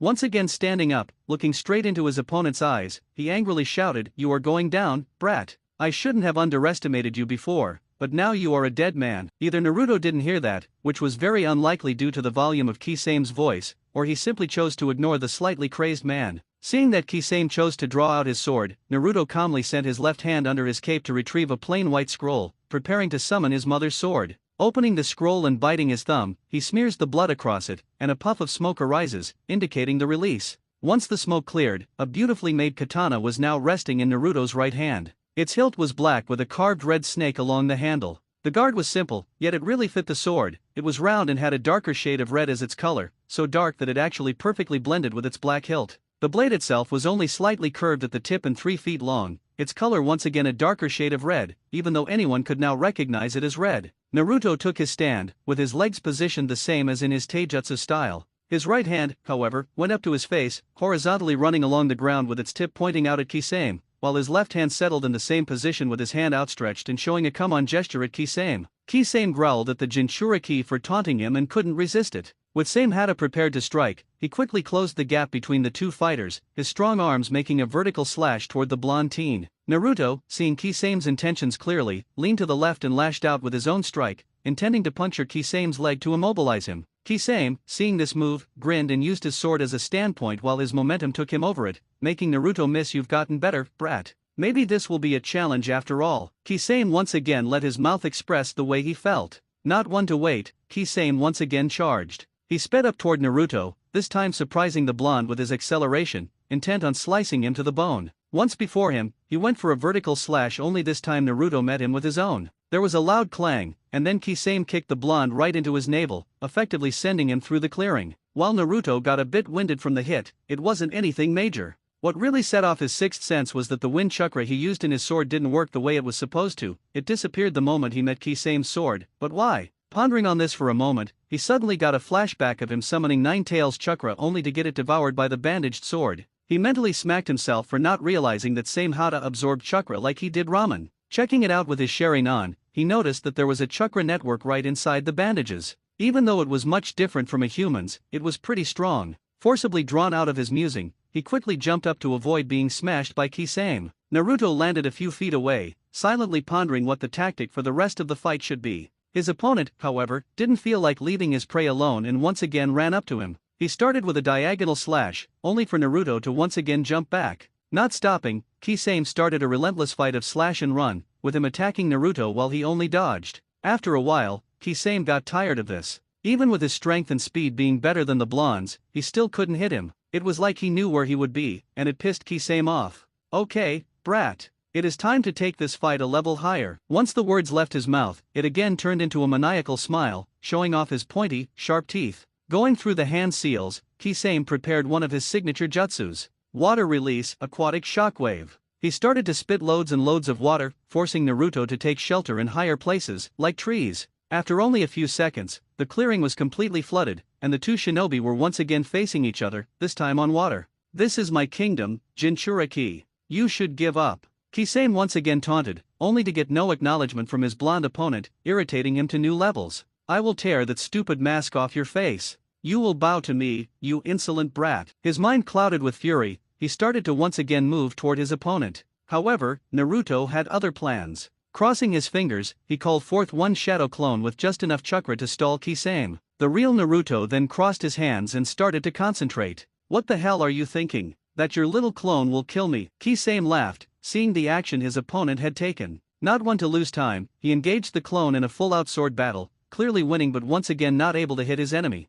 Naruto, using the time his clone offered him, started to slowly release his gravity seal so as to get used to the normal gravity, even if it was just a little. Once that was done, he undid his restriction seal and stretched his legs to get a feeling into them. Seeing that his clone was still holding, albeit barely, his hands rested in a tiger seal, ninja art, camouflage concealment, his figure slowly disappearing from sight. Kisame attacked with his sword, swinging from left to right only for the elusive clone to once again escape. Getting really frustrated, Kisame runs through 5 hand signs quickly, and a spear of water pierces the clone from behind, making him go out in smoke. Kisame started to frantically turn around, looking for his opponent only to find the clearing submerged in water empty. "Where are you, brat? Did you run away with your tail between your legs?" Once again, Kisame taunted, trying to find the hiding blonde as he knew that Naruto never gave up. Naruto, while hiding behind some trees that were exceptionally high, thought about some kind of plan. His opponent was very strong, and he suspected that even with his now low cage level speed, it would do little difference as Kisame was very good with his sword, and getting near him would be suicide. Smiling to himself, he went through 20 hand signs, and his hand landed right on top of his armor, glowing blue with chakra. For a while, intricate patterns appeared right where his hand touched only for them to disappear a second later. Kisame smirked, he felt the slight chakra spike a while ago and now knew that his opponent was nearby. Unfastening his lightweights near his ankles, he dropped them down and let them float down the small lake he created, now calmly waiting for his opponent to appear, a concentrated look alien to his face. Naruto crept up on Kisame from behind, still using his jutsu. His sword, poised to pierce his heart, he moved to strike, but he soon found himself eye to eye with Kisame, who was once again smiling gleefully while his sword blocked Naruto from progressing any further. "Thought you could creep up on me, didn't you, brat?" Kisame shouted right into his face, only for Naruto to chuckle and spin around, using his sword for a vertical strike. Kisame, seeing that he was too slow with his big sword, ducked under the hit and shot up with his leg, trying to hit Naruto in his stomach. Naruto, seeing this, smirked, and while it seemed as if Kisame was going to land a hit, Naruto turned into water.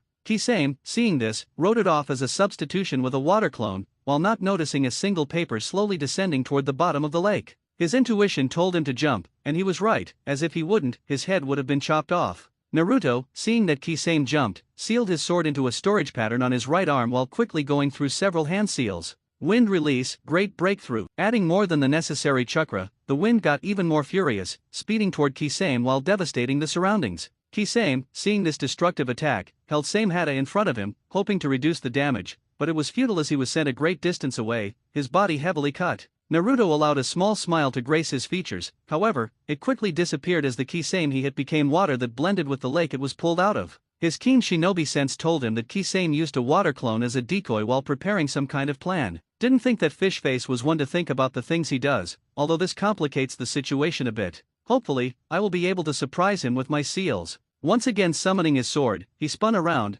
parrying an attack that would have cleaved him in two. This got Naruto on the defensive, and while he couldn't get Kisame off his tail, he successfully dodged or parried everything Kisame threw at him. But just as he was about to leap away from another attack, he slipped on a piece of wood flowing on the water under him. Kisame saw this and used this opportunity to strike, hefting his sword upwards. A quick and strong slash across his target's legs was all that could be seen, but Naruto only burst into water. Arg, how can he manage to substitute himself so fast? He was surprised that he slipped. I know it, so how? And what is this odd light trickle of chakra that my Samehada always absorbs when he is about to be hit? Kisame thought. His opponent was much stronger and more cunning than he expected, he may even push him to his limits. But Kisame grinned. No one could beat him in water, in there, he was the king, and the trump card he had was unbeatable. Not even Yagure in his prime could get out of there, unless he transformed into his Baijuyu form fully and took Kisame by surprise. His musings were cut short as a sword stabbed right next to his head, cutting off strands of his hairs. That was close, thought Kisame, thanking his sense. However, this was no time to rest as Naruto suddenly got aggressive in his fighting style, and Kisame started to dodge strikes left and right. Naruto, on the other hand, congratulated himself as Kisame had just fallen right into his trap. Naruto swung his sword horizontally across Kisame's midsection, only for him to duck, just as expected. Our blonde hero used the seals he had been inventing and substituted himself with water, leaving only a small piece of paper to slowly descend toward the lake's surface. Kisame panicked as he saw the blonde disappear, but he grunted in pain right afterward as a black sword came forth through his hip. He quickly created a water clone and substituted himself. The damage wasn't small, but it was nothing Samehada couldn't really handle. The thing was that Kisame didn't know what the Jinchuriki did in order to get behind him. It was all a blur for him, and he couldn't even sense him. What kind of tricks are you playing, Uzumaki Naruto? Kisame thought, the wound already healed, as it only took a few seconds to fully stitch together. Naruto didn't waste his time. He didn't want his opponent to analyze his attack, so he formed his favorite hand seals, shadow clone technique. 10 clones appeared by his side and circled Kisame. Naruto made a mental check, only 5 more seals left. I couldn't do more because they are pretty hard to inscribe. I have to use them wisely and try to defeat Kisame with this move, otherwise, it could become really bloody if he figures them out. The clones of Naruto tensed, as did Kisame. In one moment, everything was a blur for a normal civilian bystander, but from a ninja's point of view, the Narutos charged at Kisame. Our blue-haired shinobi didn't waste any time and with 3 hand seals, unleashed 4 undetected sharks right at the clones' backs. 3 of them died, but 1 managed to escape and bite right through one Naruto that burst into smoke. Kisame cursed at his misfortune, and due to the close proximity of the clones, had no other option than to fight them with taijutsu. He smirked as an idea came to his mind. Dropping into a stance, he started to spin, and the water surrounded him in a whirlwind. Even though the clones had Sharinans, this happened way too fast, and only 3 of them could dodge this powerful defense. Once Kisame dropped his shield, he blocked a diagonal strike across his chest with same hata but had to quickly jump up as another sword came after his legs. He couldn't really sigh in relief as his arm, induced with water chakra, blocked another sword aimed at his head. His eyes widened as he felt wind once again on his back, propelling him toward the water at high speeds, as a 4th Naruto was standing right behind him with a wind-powered palm. Although Naruto expected it, he still narrowed his eyes when Kisame once again turned into water. This fight was prolonging, and when Kisame shut his trap and started to concentrate, he was hard to hit. One Naruto ducked only for the second to get his head cleaved off by same hata. The remaining 3 clones jumped back and formed a triangle formation. Naruto gritted his teeth. Even though the clones were not really taking anything out of him, he wanted to at least win Kisame with them, as every wasted chakra could mean his end later. He once again focused on his opponent and soon thought up a plan. His mind working overtime, he propelled himself with wind chakra against Kisame. The blue man was surprised by this but quickly shot his sword up to his defense. Once again engaging the man in a sword fight, he let his clones watch and use any opportunity to step into the fight and kill Kisame. Meanwhile, Naruto was having the upper hand in his fight. Even though Kisame was a more experienced fighter, he couldn't match Naruto's speed and prediction abilities, so everything he could do was dodge and parry, which was slowly wearing him out, as dragging his big sword around was such hard work. After a few seconds, Kisame got lost in their sword fight. Naruto, of course, didn't think anything of honor. He was a ninja, so backstabbing was on a daily plan for him. His clones used the distraction their original created and moved in for the kill. The swift jab by the left one, Kisame noticed, but he couldn't do any more than to once again parry it, but that is just what Naruto wanted. Using his other clone, he simultaneously attacked from both sides and pierced Kisame right through the stomach. Kisame cried out when he felt the pain in his stomach. He hadn't been wounded this much in a very long time. He had to get serious, or this Jinchuriki might even kill him. He snarled, and while doing it, spat out globs of blood. He let his chakra violently lash out, and with his high affinity for water, it turned into a big water shockwave that blew Naruto away and popped his clones out of existence. Naruto looked satisfied with his work. He knew that it wasn't honorable to stab Kisame like this, but ninjas weren't samurai, and killing targets with subtlety was their primary goal. He didn't know if Kisame was able to get out of this, but he was still prepared for whatever the Akatsuki member could offer. His sharp eyes locked onto Kisame's mangled body, and he slowly started to approach him, ready to kill the blue-faced man. Yes, that is right, come right into my trap, you blonde idiot. Kisame mentally chuckled while Same Hata healed everything but superficial injuries so as not to let anything be known on the outside. He was surprised, he had to admit that. The blonde shinobi had been anything but what he expected him to be. His speed and strength were cage level for sure, and his intelligence was something he couldn't defeat, but still, Kisame was an S-rank shinobi. He didn't lose, he will win, it just took more time. When Naruto was close enough, he felt a large chakra spike. Even though he was on high alert, he didn't see this coming. A giant man with shark features grabbed him by his ankles and dragged him underwater. The last thing he saw above the surface was the water that fell out of Kisame's clone. Kisame smiled. He got the blonde underwater, and it was over. Nobody could beat him here. He swung his tail, intending to pierce the Jinchuriki through the stomach and drain all of his remaining chakra, only for the damned water to once again substitute for the blonde. This couldn't be his work, he shouldn't be able to notice him in the water. That is when he saw the note, the small paper that explained everything and nothing at the same time. He could only guess that it was some kind of substitution that was automatically controlled, but by what? Same Hata answered for himself. The chakra that his sword absorbed must have been some kind of barrier, a sensor that told its central about any breaches. So it was some kind of barrier, the paper obviously the command center that created some kind of substitution when the barrier was breached. Kisame smirked in victory. I figured out your little trick there, Uzumaki. It was pretty crafty, but now that I know about it, I can use it to my advantage. Naruto cursed. The concept about his technique was pretty simple. It used a spacetime ninjutsu body replacement technique by creating a randomly generated rift in time/space. It allowed the water to freely course through the canal, while the user got transported on the other side. It was only a side effect that it took human shape, probably because the transformation was so fast that the water kept the shape of its previous occupant. The seal that was placed on his chest was some kind of mastermind that started the process every time the barrier was breached. Simple in theory, yet pretty usable in a fight. But now that Kisame knew about it, he couldn't use it anymore, as even he didn't know where he would appear, only that it was in a 10-meter radius around the seal, and Kisame could easily use this to his advantage. Now you have nowhere to run, my prey, spoke Kisame, being sure that no one could best him inside his ultimate water technique. What is he talking about? I can easily swim away, thought Naruto, not understanding what Kisame was talking about. Deciding that water was indeed the Sharkman's territory, he quickly started to swim upwards. Kisame only smirked, the blonde didn't know yet. His body, made exactly for this kind of fight, shot at blinding speeds toward his opponent. Noticing this, Naruto once again pulled out his sword and blocked the slash of Kisame's tail that would surely chop off his head. Seeing no other option but to fight, he engaged the fish man in battle. Soon enough, Naruto found out two exceptionally important things, one, being that Kisame was extremely fast in water, while he was kind of like a beginner in chess compared to him, and two, being that his chakra levels were dropping quite fast for his liking, even though he wasn't almost using them. Deciding that he couldn't go on like this, he created 10 strong shadow clones and chose to tactically retreat.